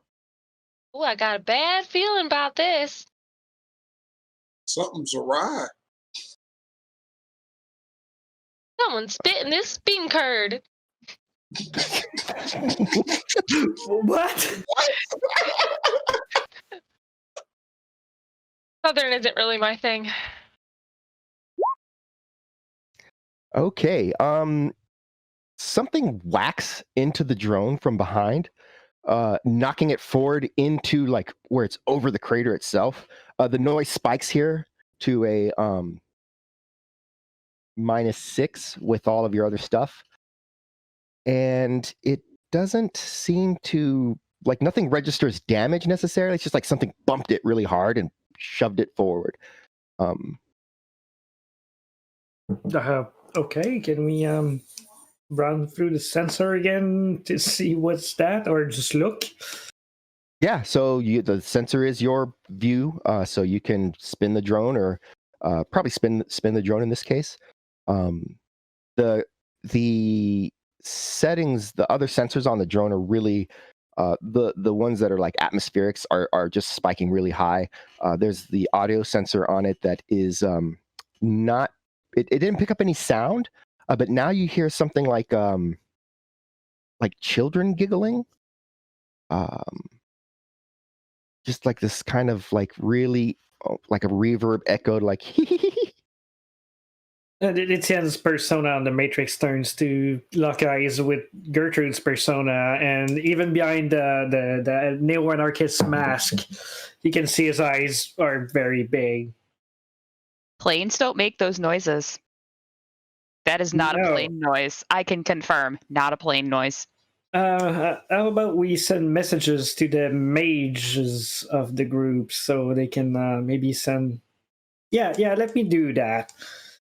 And so everyone that's not in the Matrix is going to get like messages from Etienne saying something, we think it's a spirit or something magical is attacking the drone and giggling like children. Can our arcane members go and check that out? I mean, we don't see anything. We can just hear...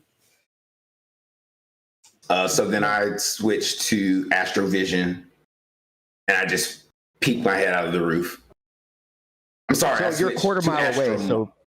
Oh, okay. Yeah. So even peeking your head out of the roof, it's. So I'll go into astro. I'll go into astro mode, but I'm gonna creep over there. I'm not gonna like go fast.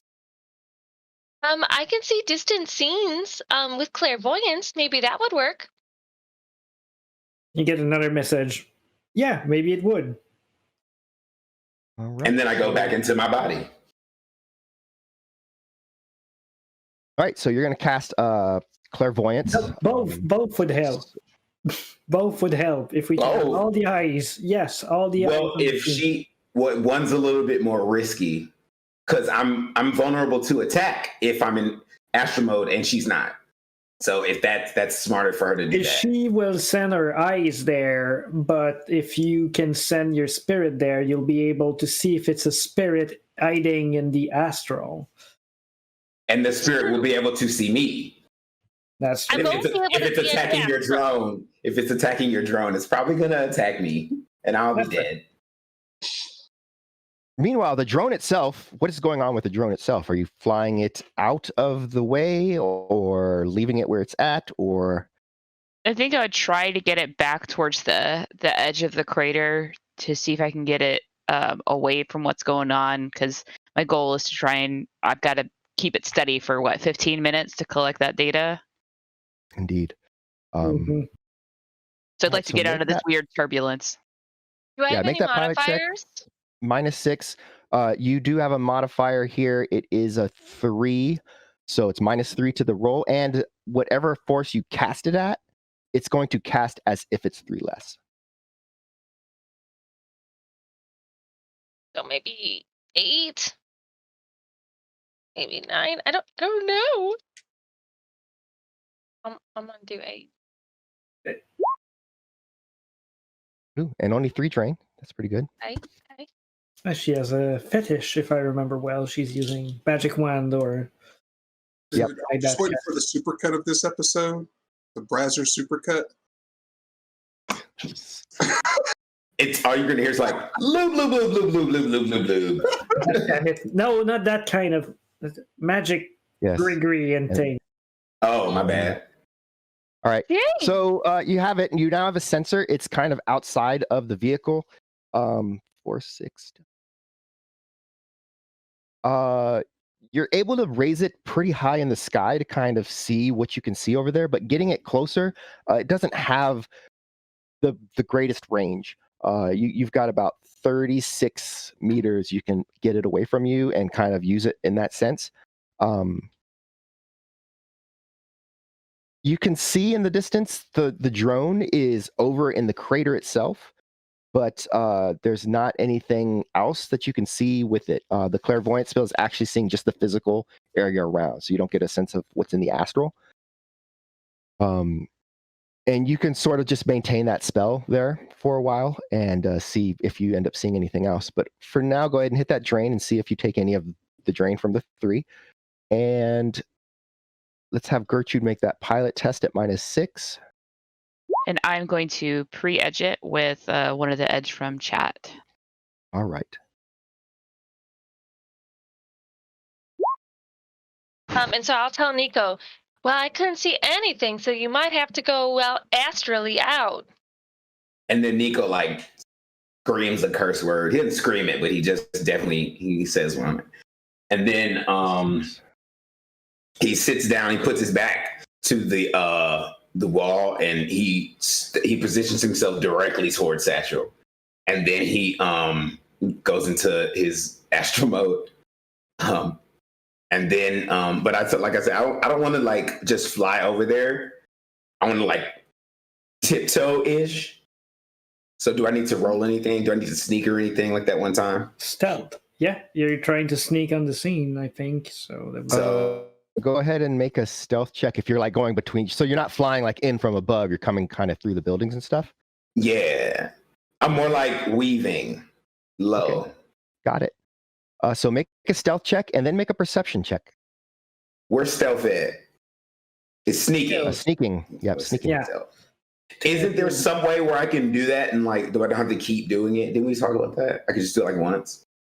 No, you just do it. You do it whenever like I feel like something has happened that makes that changes the situation. Ooh, that was a good roll. Ooh, I am officially Astral Ninja.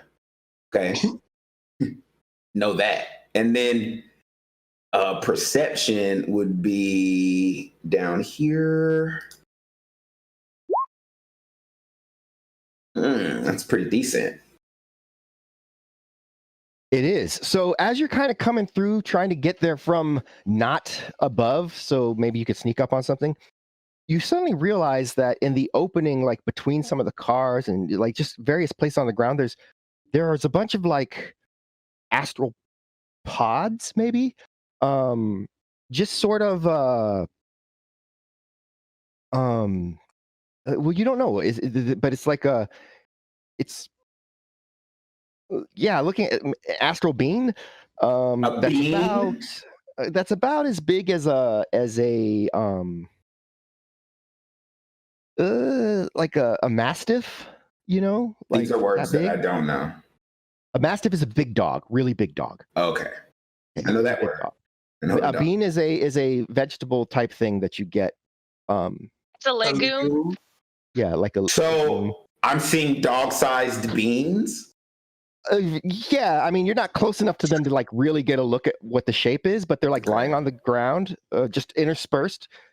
A lot of them. You can see like 5 right from where you're at. And they're not moving, they're not doing anything. But you can I sense one of these beans? You sure can. Okay. Oh!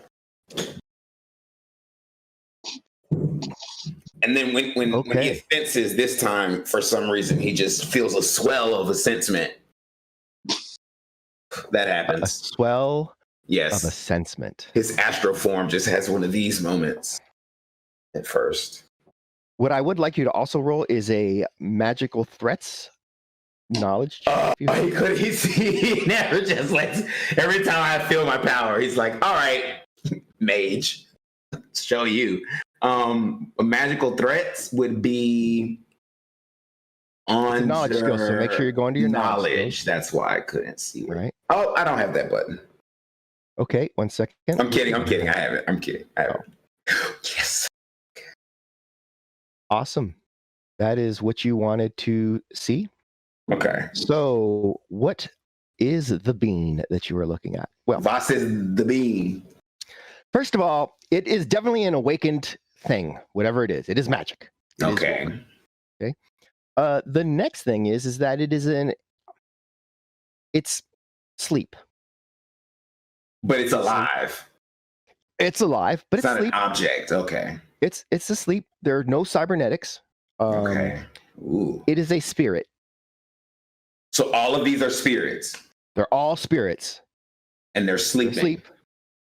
Yes. Damn. Their magic or force is not quite as powerful as yours. Yes. But there's a lot of them. So it's like 5. Like where you're a 6, they're like a 5. Okay. And they're not just asleep. You would say that they're like a coma, actually, like almost in a coma. I like comas. I know how to deal with comas. So, and I say like a coma, like it's not a coma whereas you know they're not going to wake up. It's like a coma in that it's not just sleep. Maybe it's a hibernation or something like. So maybe like something could wake them up, but right now they're not awake, and whatever would trigger maybe waking up, you don't know what that is. The more you describe this coma, the more it sounds like a nap. Like a deep hibernation. So you're pretty sure if you just like walked by quietly, it wouldn't do anything. But if you poked it with a stick, maybe that'll wake it up. Right. Like a bear. So it's a bear dog bean spirit. Not at all, but it's a dog that's a bean and a spirit that hibernates like a bear. It's some sort of creature that is curled in on itself to make it have that bean shape. Is it a griffin? It is not a griffin. I can't tell. Can I roll again? If I roll again, will I know like what type of spirit? So under your magical threats, you do remember that the big thing that happened in Chicago was bug spirits. Oh my God! This is the reason this crater is here is because there was a hive of bugs here that they blew up with the crater. And I'm in the middle of them. And right now you're not in the middle of them, but you're like 5 feet away from one, and then there's a bunch like scattered ahead of you. Aren't bug spirits like the big bad of the Shadowrun RPG? You don't want to mess with them, and you definitely don't want to mess with the 5 you see and however many more you don't see. Okay, so then I astral mess myself. And then after I astral mess myself, I did only number 1 though, not number 2. And then but how far am I from where the drone is? You are probably about 30 to 40 meters from the drone. Can I see it? I mean, not really, because it's a drone and there's like all the like interference in the way, but do make a perception check real quick. Okay. I'm terrified. Like it's weird. I got like actually scared for 5 seconds. Then I was like, dude, you're not actually surrounded by bugs. Like when you say bugs, I was like the wondering. Power of role playing. I know. I was like, when are we going to encounter these bugs that I heard about like 5 months ago? And then that just freaked me out. Okay, perception test. I just did it again. All right. Over by the crater, you do see a diminutive sort of form kind of dart between 2 objects that you can't see behind. Vaguely human shaped. Not as big as these pods, but it definitely is alive, and it dashed across a thing. And then you don't see it again. So there's something over there. Let me decide what I'm about to do, because I feel like I'm gonna do something because I don't like what's happening around me. As you're working on that, so what happened at the drone is as you turn and tried to come out of the crater, the bottom of the drone clipped the edge of the crater and sent it kind of down to it kind of like, then the rotors kind of clipped and it spun it up, and it just, the way it spun launches the device. It just kind of centrifugally forces it off the thing, and you're able to right yourself, and you're not in the crater anymore, but you can see the device is just there on the ground about 10 feet from the edge of the crater. Can I sneak closer? Motherfucker. Can you Sorry, Etienne. You can get as close as you want, yes. I'm saying, do I have to roll again, or can you'll just give me just whatever? So I'm gonna sneak closer. You got like, you're gonna need to roll again, because like seeing those bug spirit things freaked you out so much that you like got to get yourself together again and make the roll. Okay, while he does that, I have a question. Did I have the chance when we got there, before we get whacked, did I have the chance to turn on the device? or is it still? You can turn on the device at any time. It's still the data tap is still hooked into the device. Okay, so it was turned on when we got there, and then it got reading from inside, and no. I mean, you turned it on whenever you wanted to. So the guy wants you to have it at the edge of the crater, facing into the crater for the duration, and then to pick it up after. So the plan was to get the rotodrone up and then turn it on and just kind of hold it there. But just before you turned it on, that's when something shoved it. Okay, well, so now from that it's point, on the you ground. can have turned it on, and now it's just on the ground off to the side. He turns it on.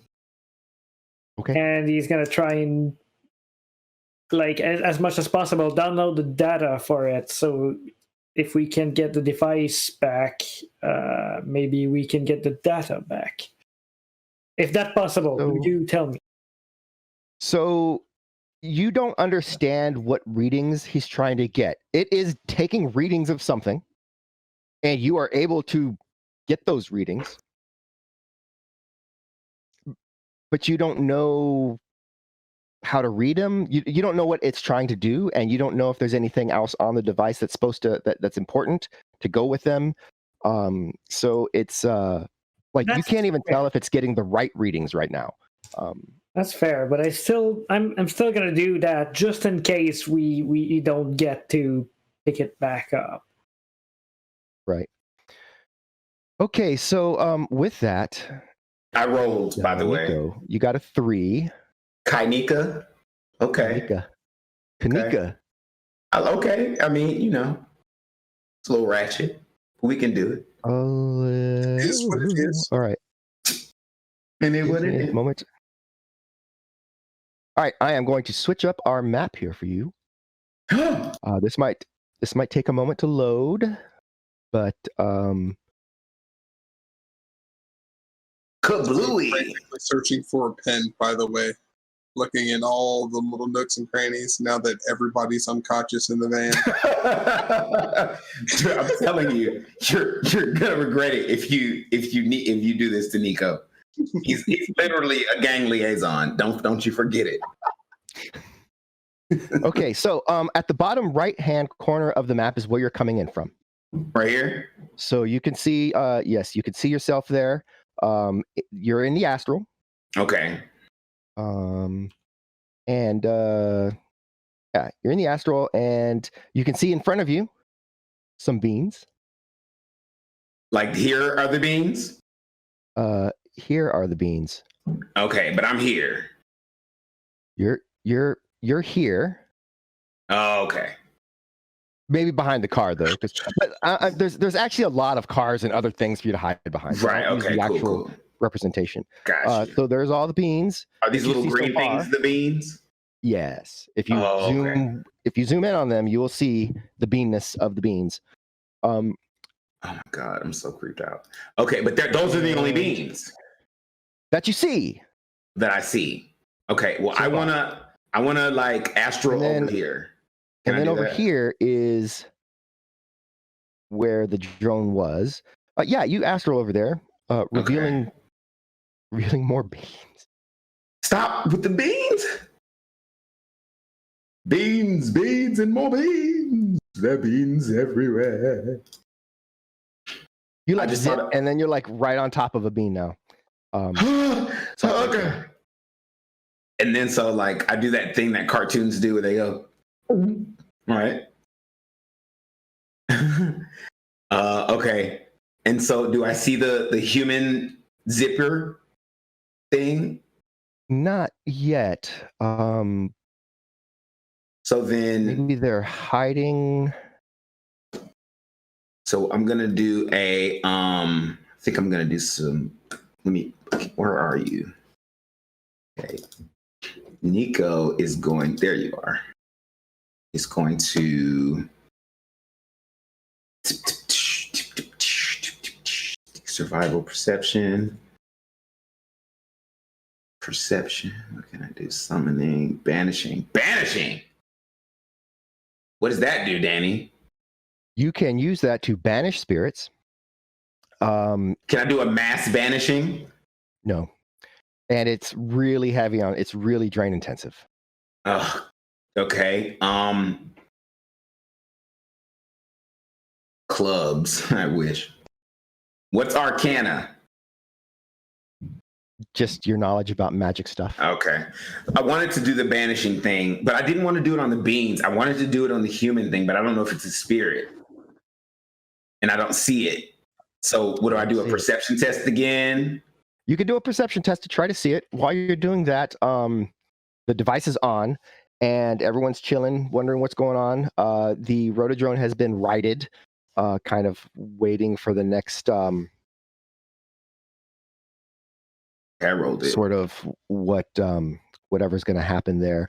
Let's see what happens as far as this goes.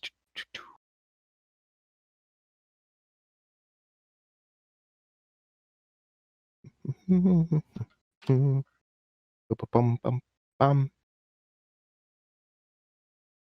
I cast spells while I'm in astral?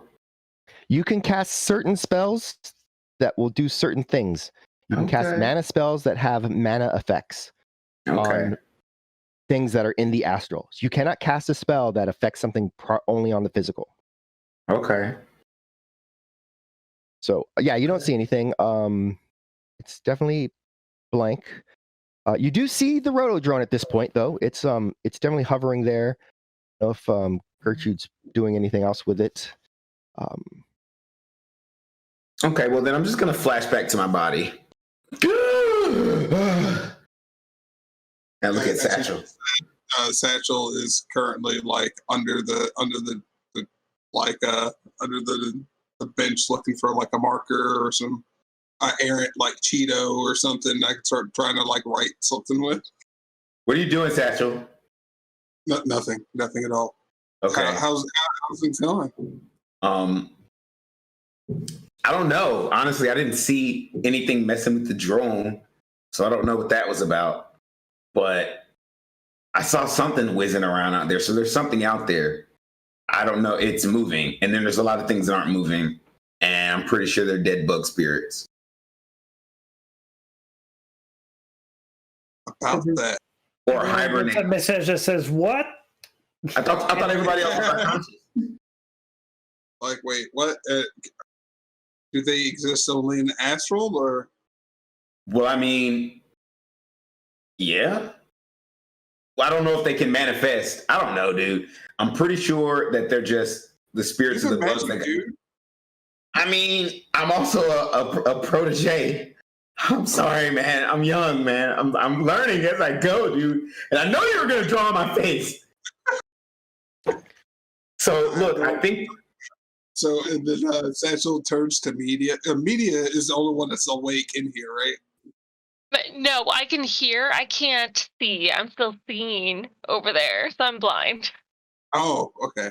So I really didn't see what shenanigans you were up to. I heard you messing around, but that's it. Oh, okay. Well, do you know anything about like bug spirits? Are they like gonna come stab us right now? Like what's going on? Everything looks calm here from what I can see, but I did see that little thing fall off that I think we're going to have to go get it. You know what I think it is? I think that someone is out there and they're using some sort of magic to hide themselves from the bug spirits. Well, that'd be clever. What I need for Etienne to give me a computer plus intuition data processing. I need to know what Gertrude's doing with the drone. If she's bringing it back, hovering, what's going on with that. And I need a perception test from Lisa Media.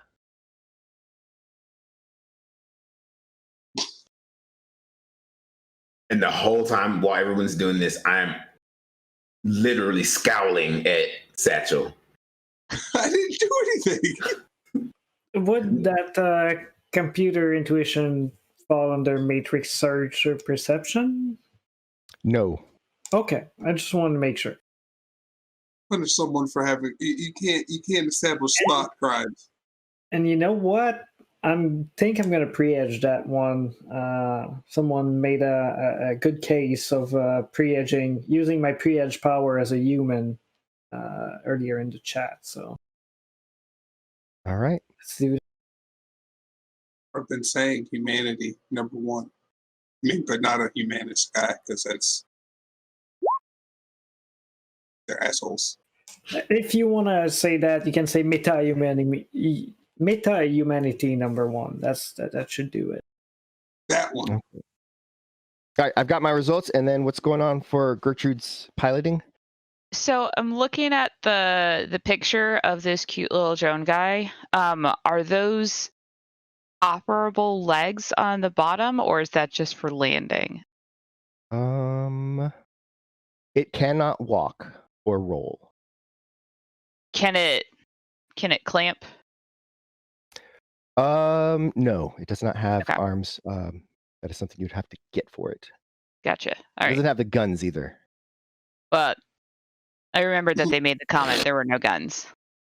Yeah. Then I guess my avatar would look to Etienne and say, I lost the package. Do we need to go in and get it, or are we leaving? Yeah, you guys, I can grab things. If maybe I wear Etienne's special suit, I could get close enough, and as long as it's in my line of sight, I could levitate it towards me. It's moving, Etienne. What is moving? The device. The device? I was getting the reading. I think we need it from it. I'm not sure, but something is moving it now, so I guess I should wake up and get out there. Can I see it, Danny, since I'm still got eyes on? You do see something strange. You see something green. It's just like a flash of green, and then it dashes back into the shadows. About maybe 3 foot tall. Something vaguely humanoid shaped, green, and yeah, just kind of you see it run out from behind buildings, grab it, and then take off the other way. Heck, damn it! Well, some creature just grabbed it and ran. See? What the? Well, it was humanoid and small, maybe 3 feet. I saw it with my eyes, so it doesn't seem like it was a spirit. You people need hazmat suit. Do we have that on hand? No, nobody bought that. I just asked you. You told me we'd get it after this job. You asked for the same kind of suit that I had, which takes 2 weeks at least, from what I remembered, to make custom. Okay, I mean, hazmat suit is different. However, Etienne does have something else. Why don't we just follow her? And maybe we can get away from these pod things. She said. Well, Gertrude, as Etienne's persona in the Matrix, just has a screen open with people in the car talking to us. So he turns to you, he's like, well, can you get the drone to follow it? So it only moved like a very short space, and then it stopped. So the roll I had you made was a trace icon, and since you own it, it was it wasn't opposed. So you've got, exactly where it is in the geospace. So it just like something went and got it and like brought it back under something, and it's just there. Satchel, you know what we have to do. Wait till we get a hazmat suit? Wait here till the thing moves and we chase it? All right, you guys can strip me naked if you need the suit. That's exactly what I was going to suggest. Alrighty. And then what we do is we go into the zone. Maybe we can both fit into the suit, but if not, there's lube. I'm just kidding. It's like you can't. No. But no amount of lube that's gonna make you both fit into my armor. Hey, so if you don't jump to put jeans on, you don't feel my pain. I know what it's like to fit into a tight space. But if you don't believe in the power of lube, then I'll let it go. I just tried to buy jeans that fits myself, but anyway. Sometimes like, you just need a little extra, you gotta right. All right, I need to stick onto the matrix so I can keep track of our thing while Gertrude is flying the drone and keeping a visual eye on it. So you guys do what you gotta do. This whole time I've already started to disrobe. Wait. I could wear it. Like, I can still levitate stuff out of people's hands. It's not as easy, but I think I could still potentially do it, unless we want to fight the thing. And then I'm standing there with my shirt half off. Satchel is just very, very amused, and he looks between Nico half robed and looks towards Lisa Media and just kind of waiting for her to see if she's about to race him into the suit or something. Yeah, we can do my idea if your idea doesn't work out, sugar. I mean, I think 2 people can fit in this suit. Not with this. Not what my mama gave me. I don't know my mom, so. That's sad. Now you have to make it awkward. And at that point, Nico just kind of puts his shirt down and holds his head down. All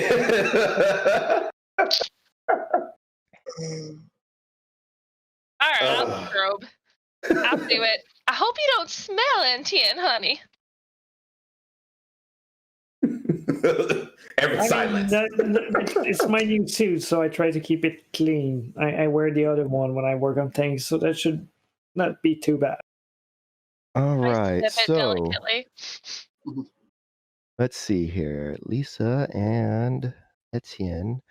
It is big on Lisa, so it's a little long in the legs, so the bottom of the pant leg kind of folds over the boot a little bit. Very much like having to pull the gloves on, and then it's just a lot of looseness here. But you get it on.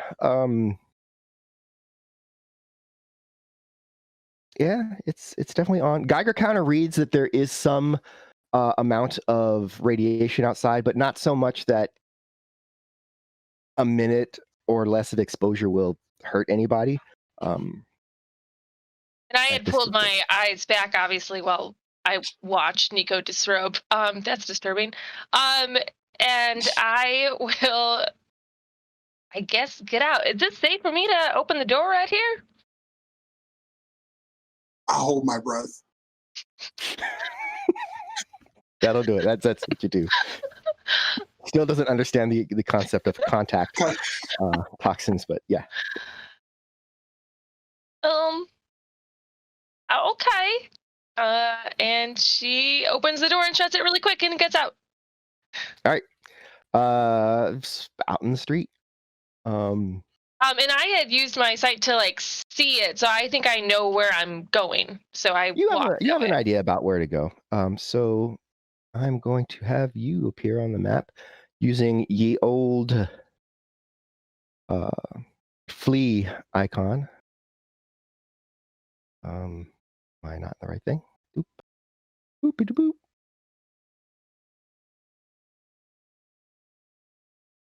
Okie doke.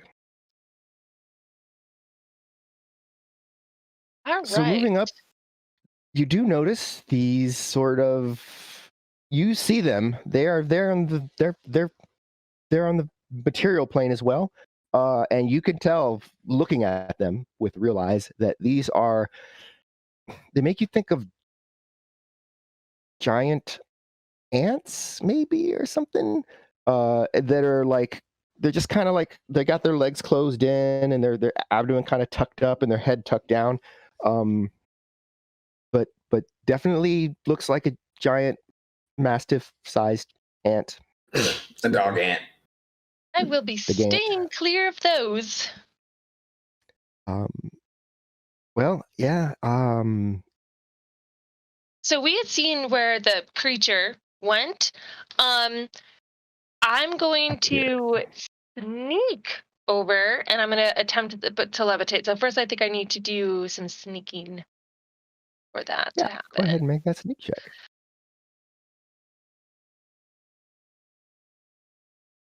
Did you take the other Geiger counter with you, perchance? Oh, that probably would have been a good idea, wouldn't it? I mean, it's right there for use next to the door. I mean, I'm not there anymore. There's one stuck to the car. Well, Okay. I mean, you could tell me that over my comm link for sure. Yes, I can, and I will. You are moving as quietly as you can, and you kind of skirt by the one as you pass by. And success. You must be pretty sneaky, I guess, because you did not wake it up, and then you kind of continue on. Come around the corner. You can see some kind of burnt out husks of cars and stuff. Some are on their side, and whenever the crater hit, whatever, it just knocked them almost into the side of this building. If you take a look at your HUD, you do see where Etienne is kind of marking the location of the device, which is kind of right about here.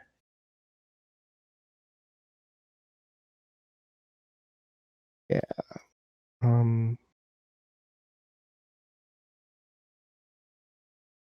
Oops. And then you've got, but you do also have more of these sort of beans, if you will. A couple more there. Okay. Well, I'm going to keep making. No. Ooh. We don't know what's happening. Dunno. All right.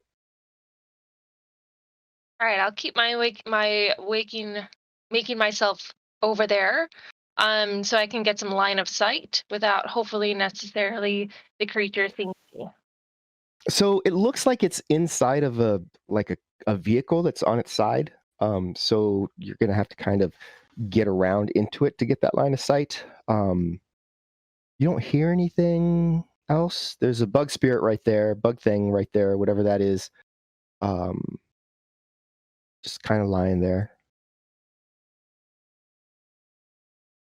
But we have the thing that's telling us exactly where. I didn't see. You know where it is, so it seems to be inside of a vehicle that is overturned.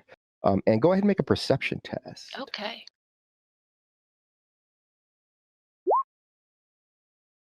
All right. Yeah, it's you don't see anything else in the cars. You kind of turn and you think you see the device, like the edge of the device, kind of just laying on the side of the side of one of the doors, and then the bug spirit thing next to you suddenly kind of like that. Ooh!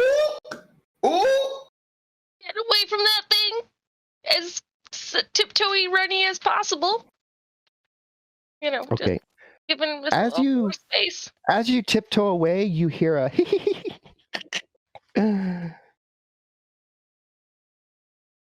All right. Let's see. I don't like that. So let's see what I can do about that. Do I need to be able to see the creature to use control thoughts?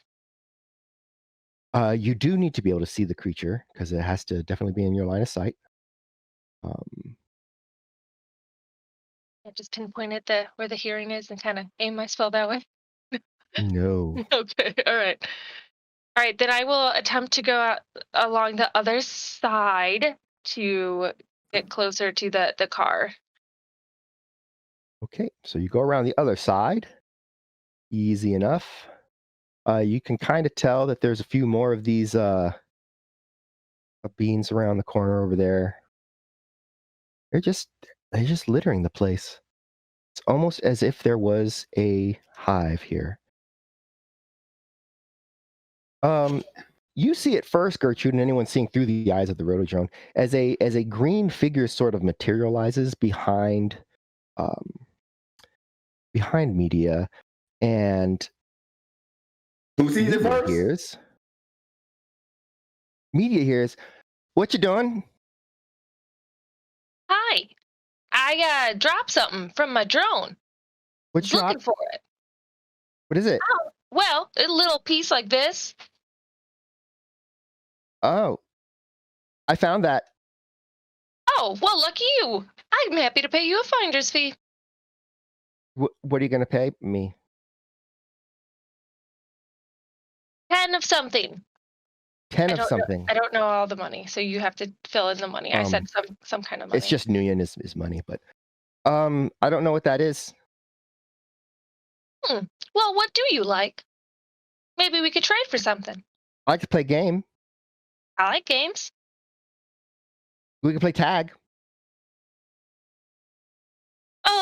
Okay, and then it's a little girl that's green and glowing, and she lunges forward, trying to tag you. So I let her tag me, and I'm going to attempt to use levitate to grab the thingy. Okay, so you are not going to avoid this grab. No. And let's see here. That is going to be this. Why do I feel like I should have avoided this grab? That didn't sound good. I think everybody felt like you should have avoided this grab. A glowing person. I don't know. I have a suit on. Oops. And it should be another 5. Not much longer. Let's do this. Not that it matters too much. So yeah, if you're not avoiding it that one, I should have rolled 5 more dice. But yeah, so she reaches out and lunges to touch you. At the same time, you're casting levitate on this device.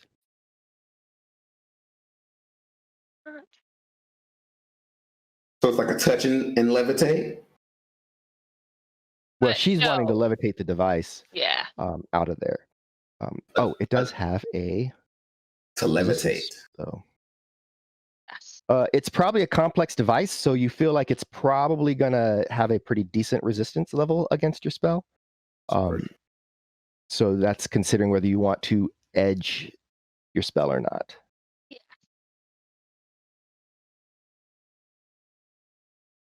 How do I do that in the roll? So if you're gonna pre-edge, at the top of the sheet is a edge slider. So you're gonna slide that on and then make the roll. Okay.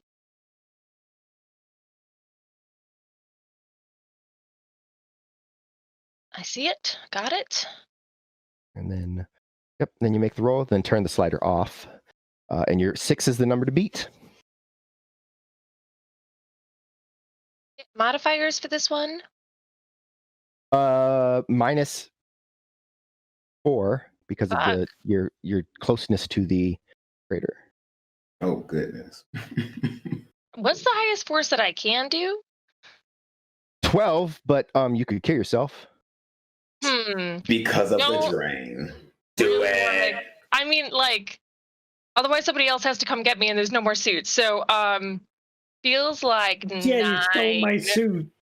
You need one net hit to get it, but it moves at meters per hit every 3 seconds. That's this, or every time you have a go. Would 8 or 9 be safer? Oh. They're both very dangerous. So how fast do you want it to go? I mean, fast. Yeah. I mean, it's not going to go fast. It's going to go your hits meters per like little bit, right? So yeah. All right, fine. I'll do 8 and say that's probably good enough. Yeah. Is that do it? And then I have to hit the drain, right? After you hit the drain. Wow. Okay. Hopefully you don't take much drain, because that is physical drain. You take 2 physical on that. Ooh. That was draining. Indeed. All right.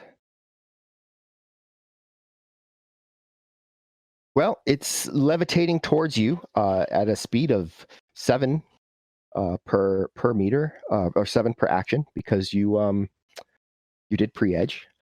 And you notice when she tags you, like the suit just blackens, immediately spiraling out from that spot. So we're not gonna do that. And she says, "Hi, you're it." Okay, great. And so I pretend I'm going to chase her. Okay. But Well, I'm really reaching for my thing. So like I'm moving, but to get the thing that I'm levitating. But yes, I'm making it look really good, so she runs far away from me. If you're just trying to grab it, easily done, because you just it zips into your hand. Yeah, but I gotta fake her out so she runs away from me because I can't survive another touch like that. Right. So she's kind of darting away. As you sort of turn, you hear a second voice. Oh. Sorry, Sarah. We're gonna die. Appearing on top this vehicle, as a little boy says, "Hey, that's ours. We found it fair and square." Hey, do you like tag? I'm it. You should run. I'm not playing.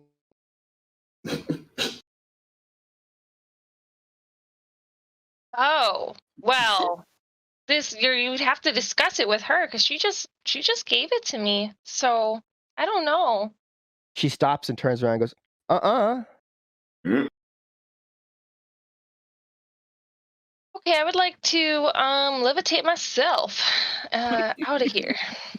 I imagine you're no longer levitating the thing. You can run faster than you can levitate. I think I got it. Right? Yeah, you have the thing, so you don't have to be maintaining I would the like that to anymore. I would like to go now. Yeah, so you can try to run, because you're pretty sure they can fly, and flying is way faster than levitating. But also, you are not that fast of a runner.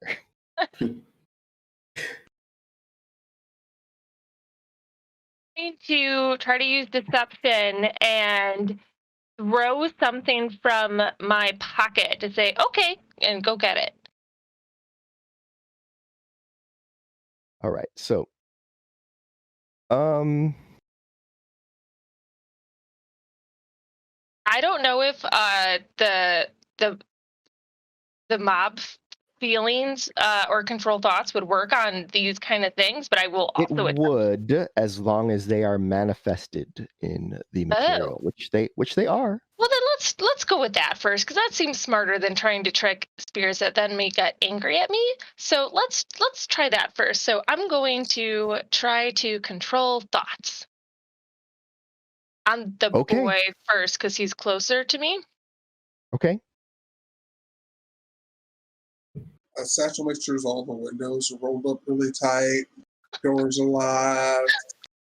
And do keep in mind you're at -4 to the roll. Yeah.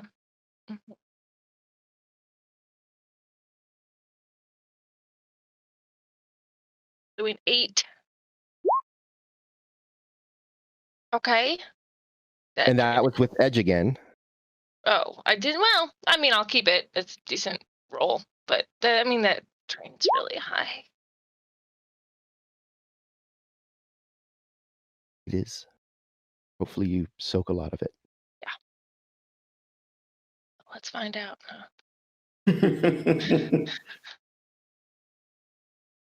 Yeah. Okay. Soak all of it but one. Very well. Get this down. So I say, no, it's okay. She did have it. I'm okay with her having it. She seems nice. She's playing games. All right. I am trying to manipulate tokens, and it's not wanting to let me. I have to manipulate it because you're totally gonna let me go. All right, there we go. Okay, so yeah, he kind of looks and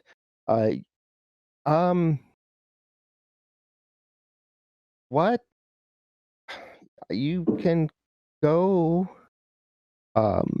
To which the little girl says, "No, she has our thing," and she runs up to try to snatch it from you, which is going to require a defense roll on your part, at -2 because you have a spell up as well. So, and The defense rolls on here, Danny. so that is going to be on your core. And then what you're going to do is you're going to find at the top there's a little shield icon on the line of your armor. Shield, yep. Yep. So you're going to click that and then -2.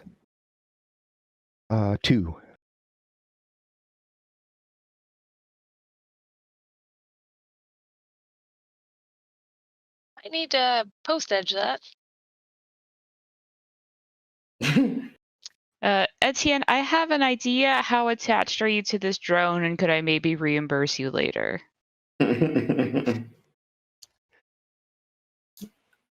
I mean, I still have yes, you can reimburse me later. You can also do it with a. Let's say I trade you that drone for Evo Proletarian. He says, shrugging. We'll square it up. We'll square it up. You can't actually use edge for that roll because you used edge on it already. I did not mean to. It was just still hit, so I could redo that. Flip that off.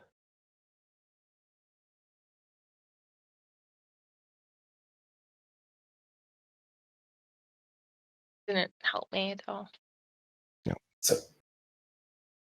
All right. Well, she's got a hold of the device, which is now sending really spiked readings of whatever it was reading, as far as Etienne can see. So I'm just gonna attack it. Like yeah, it's too late. I'm already in trouble. Okay. So. We're gonna have you do initiative. And we're going to probably have the drone do initiative. And if anyone wants to come by and do things, Nico, if you wanted to help, you can. You just go astral and go over there. And then... I've literally been sitting here thinking. So they are both on the astral and the physical plane, right? So you can affect them from the astral plane. It puts you at a little bit of a risk, but... And you still have your spirit. Oh no. Well, your spirit. Yeah, I'm not doing that. No. Because my spirit would then also be around all those other bug spirits, and that just seems like a powder keg. To me, because if one of them wakes up, in addition to what we have going on, and if the little rascals can like bug touch us, I'm pretty sure they can do worse. So, yeah, I'm just letting you know what you can do. I'm not telling you what you have to do. I'm just letting you know that is a thing that you have the ability to do. This is one of those. Why aren't you helping? I was just here thinking because I have to see her to do things. The only thing I can do for you is I'll do this. I'm gonna astral over there. And I'm gonna cast heal on her. You can't do that because she's materialized. Well, I can't. Oh, I would have to be there to actually. Yeah, that's a thing. But I do realize though that you're right. If we just start shooting stuff around bug spirits in pods, that's really bad. So I will try control thoughts on the second kid first. Wait. Let me see. No, you do it. Okay. I'm just talking to myself. Go ahead and do your thing. It's additional -2, so I think that's a total of -6 on the spell casting. And I'm preparing the drone to interfere if that looks like it's going bad.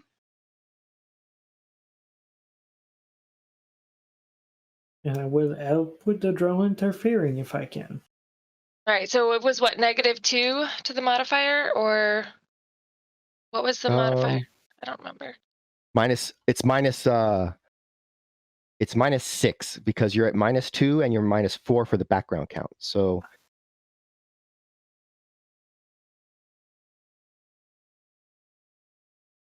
can I throw edge away? At least do like. I was wondering if I could throw you edge but not right now, I believe. All right, we'll do force 9 so I can possibly get any hits off of this.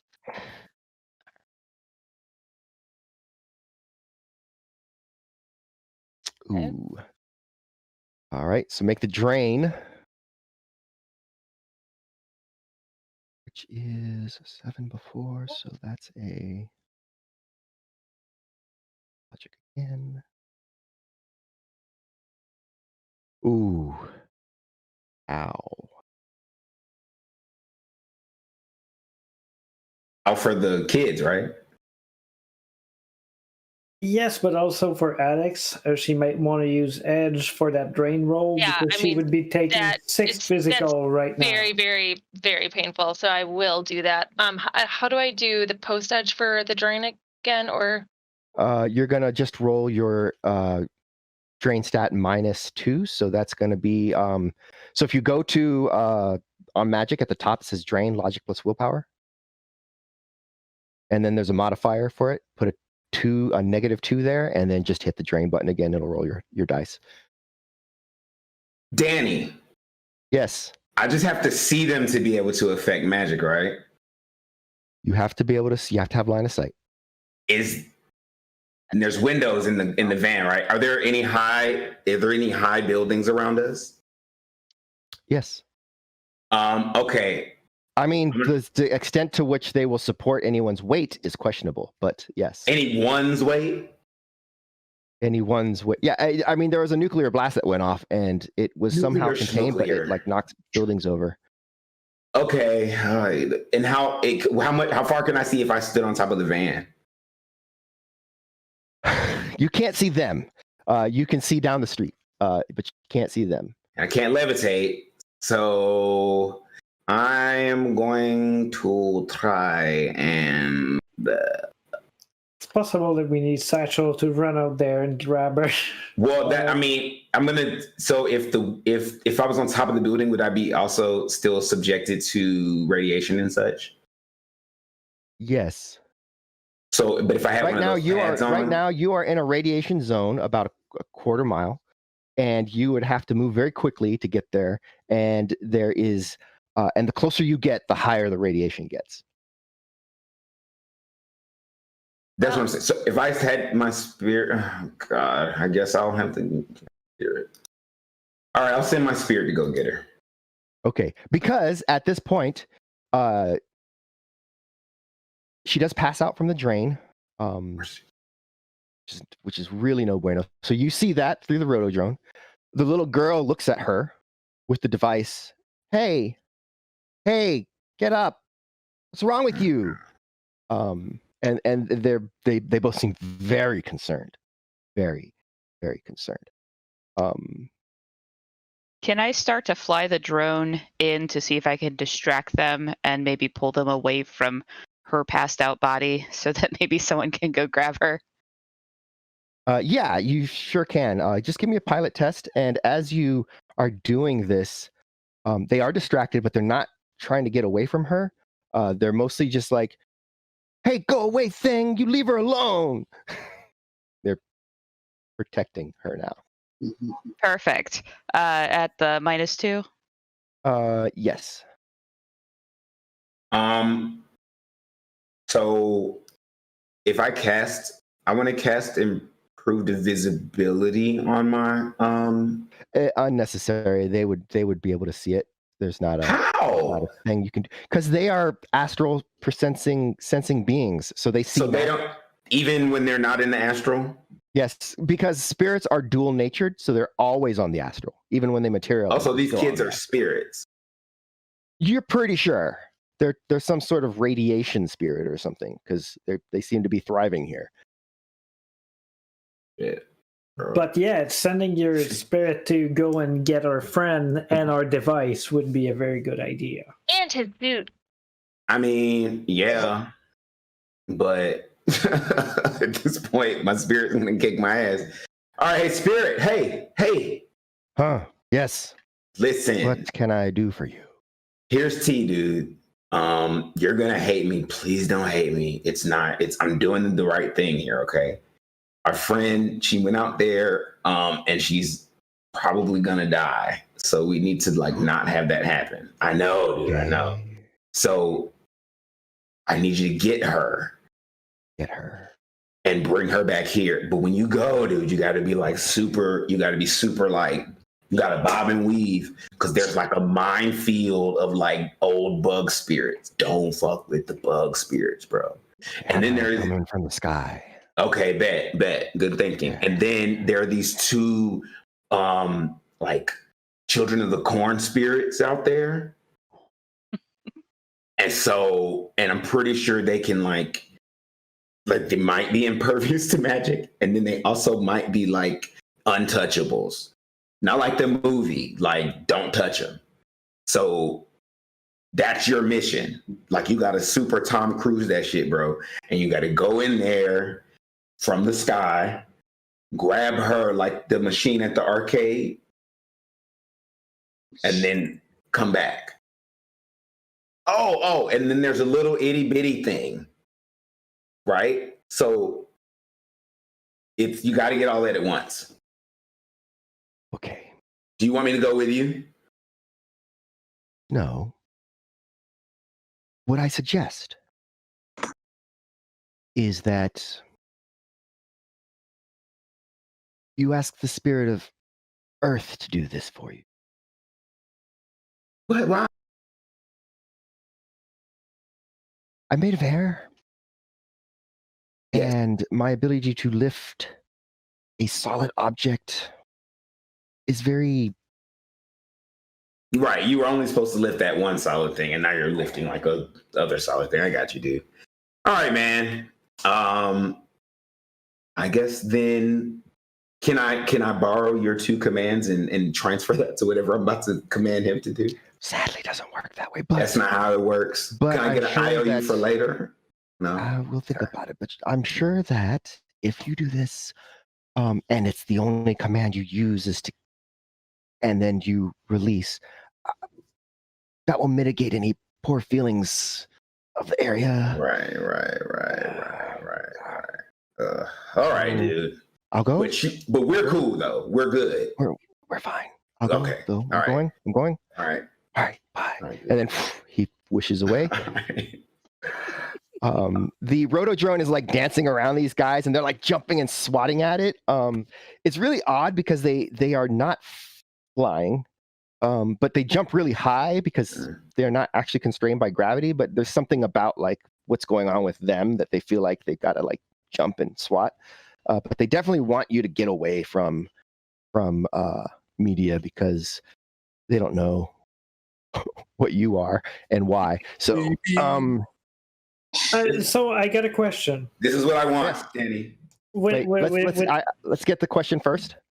Yeah, it's going to take a second. How long have we been there? How long has the thing been on?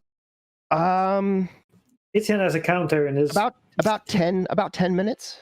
About 10 minutes. Okay. So Etienne's going to communicate with everybody. Get her out of there, but the sensor needs another 5 minutes. Okay. Is it possible that these I'm talking to Etienne. Hey, is it possible that these things are going to follow her once he lifts her out of there? I mean, I don't know much about these things. Once again, this is Gertrude. This is weird of tabarnak, but they seem to be like conscious of what's going on around them. So it's possible that they may, but your spirit may be able to tell them to fuck off. I don't. Oh, that's so no. Okay. All right. So I summoned him, and I want to summon him at 10. Okay. Do you want to use Edge on that roll before I roll mine? Because the higher force you summon them at, the more dice I'm rolling to not be summoned. Oh God. This is stressing me out. Edge. Sure. If you post Edge, you're going to roll 7 dice. Sure, I'll post Edge then. All right, so just roll 7 dice. Just click your dice thing and roll 7. Wow. I think you probably have it. I doubt him. Yeah. Okay. So you see the Thanks. Who it was the guy who he just subscribed today. I forgot the name, but thank you. Hey, thanks for subscribing. Awesome. So much so. All right. So now we've got your Spirit of Earth. Spirit of Earth. So this wolf, like made of granite, just kind of appears in front of you, and it's massive, huge. Like the air spirit was big. This is even bigger. It was so big that I went deaf for a second. Sorry. What do you want? Young Spirit, we're in huge trouble, dude. So our friend went into this toxic zone and got like toxic the fuck up. So she passed out, and then there's these two like radiation children that are plaguing her. So we got to get her away. But at the same time, we have to grab a small device that looks like and then I described the device to him because I don't remember what it looked like. And then, so all of that has to go. But this is the thing. I don't know. Okay, I don't know if we should bring her here. Maybe we should have him drop her somewhere else. And then that be somewhere that we can find her later, like a clinic. Because if we bring the children back here, then it might be worse situation. So that's my plan. I'm basically talking to anyone who's not unconscious. Sounds okay to me. Great. Yeah, it's just Satchel there with you. She's out there, and we're both in the front seat. Okay, good idea, Satchel. So, Spirit, take her and the device, and then take her back to. Don't we have an inn at the clinic? I don't know that though. Not Kaida knows that. I don't know that. So hey, we know a Satchel. And we know a clinic in the collective or roundabouts, but we don't have an inn there, I don't think. Okay, well, which one should we do? Like a contact there. I thought you meant like a bed, like a room in like a hotel. No. Yeah, like a hotel. Okay, gotcha. It's street lingo, Satchel. I understand. So that's what we'll do. Spirit, get her and take her to the clinic that Satchel's talking about. Yeah, over there off of Milwaukee somewhere. Please? Do you know what he's talking about? You don't, unfortunately, Nico. Wait. Actually, give me a memory test. So it's going to be where all your strength and all that is, but on the other side it's just a memory. There's one for memory. There it is. Boom. Wop wop. Okay. A little something. Okay. Yeah. Actually, you do know that clinic because it's from around where you live, actually. So the Spirit takes a moment to kind of get a sense of what you're talking about and where.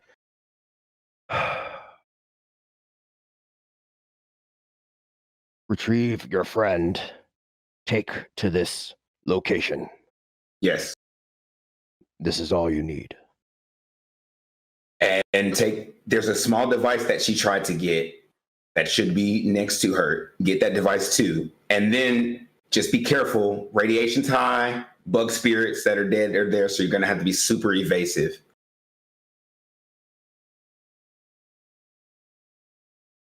Very well. I go.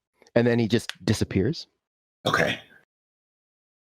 At the location, as you're dancing around away from these spirits, you do see this, like, just bursting out of the ground, a huge stone wolf creature that then scoops up Media in its jaws, just holding her lightly, and then just springs into the air, and the two spirits are like, no! And they just start like trying to chase. And everything just disappears, and you're not sure who went where, why, when, or how. Terror. What happened to the device? I sent it to the clinic. Oh, the device is moving really fast. Like the device is moving really fast towards the clinic. This wasn't the sensor device, was it? Yeah, that's the. I thought the drone was the device. The drone and the sensor device were separated. Wait, one moment. If you thought the drone was the device, I thought the drone was the thing that was picking up the radiation. No, it's the device was a little handheld thing. Oh, we could just left that shit there then. My bad. Mighty. Sorry. So, with that, very sorry. The device and media apparently are at the clinic. The little green children are, who knows where they went. And the Isan Roto drone is hovering in the radiation layer. Probably at this point heading back towards Darcy. Mm-hmm.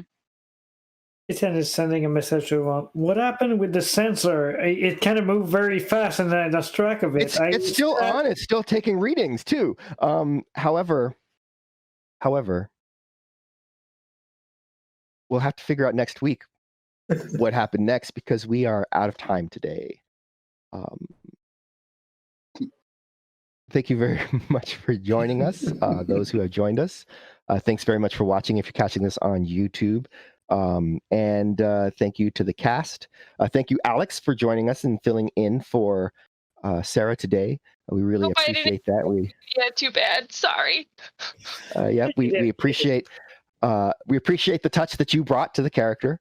And thanks so much, Tom, for running our tech and taking care of that.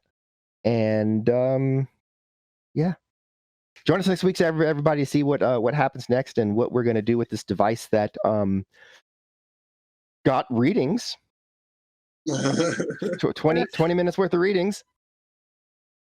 Wait, 20 minutes? I thought we would need 15 and we only got 10. 15? I mean, 15 minutes worth of readings. It has 15 minutes worth of readings.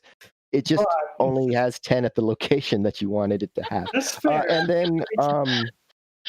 then, of course, we've got Wednesday, tomorrow. Thursday, Duryea has Talk It Out every week on Thursday. What's this week's topic?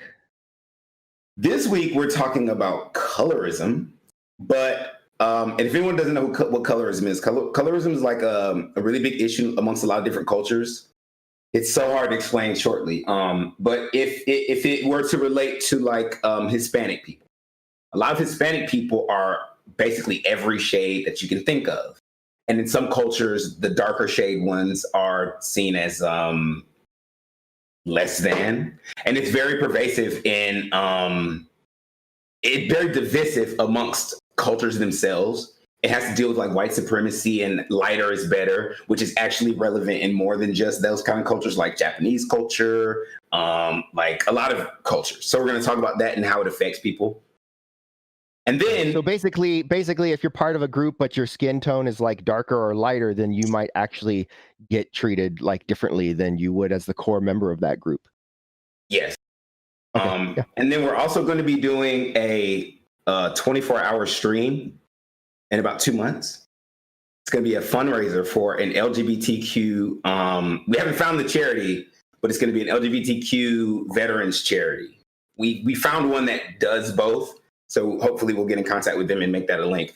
So if you haven't followed us on Twitch, it's going to be exclusive to Twitch. So do that. Okay. Day Gamer. Twitch at Day Gamer. Also, Woe Nelly Media, WOENELLY Media, right? Yep, there you go. So you'll find that on Facebook. You'll find that on YouTube. Yeah, so let's good job. With that, we'll just say bye because we're holding you hostage now.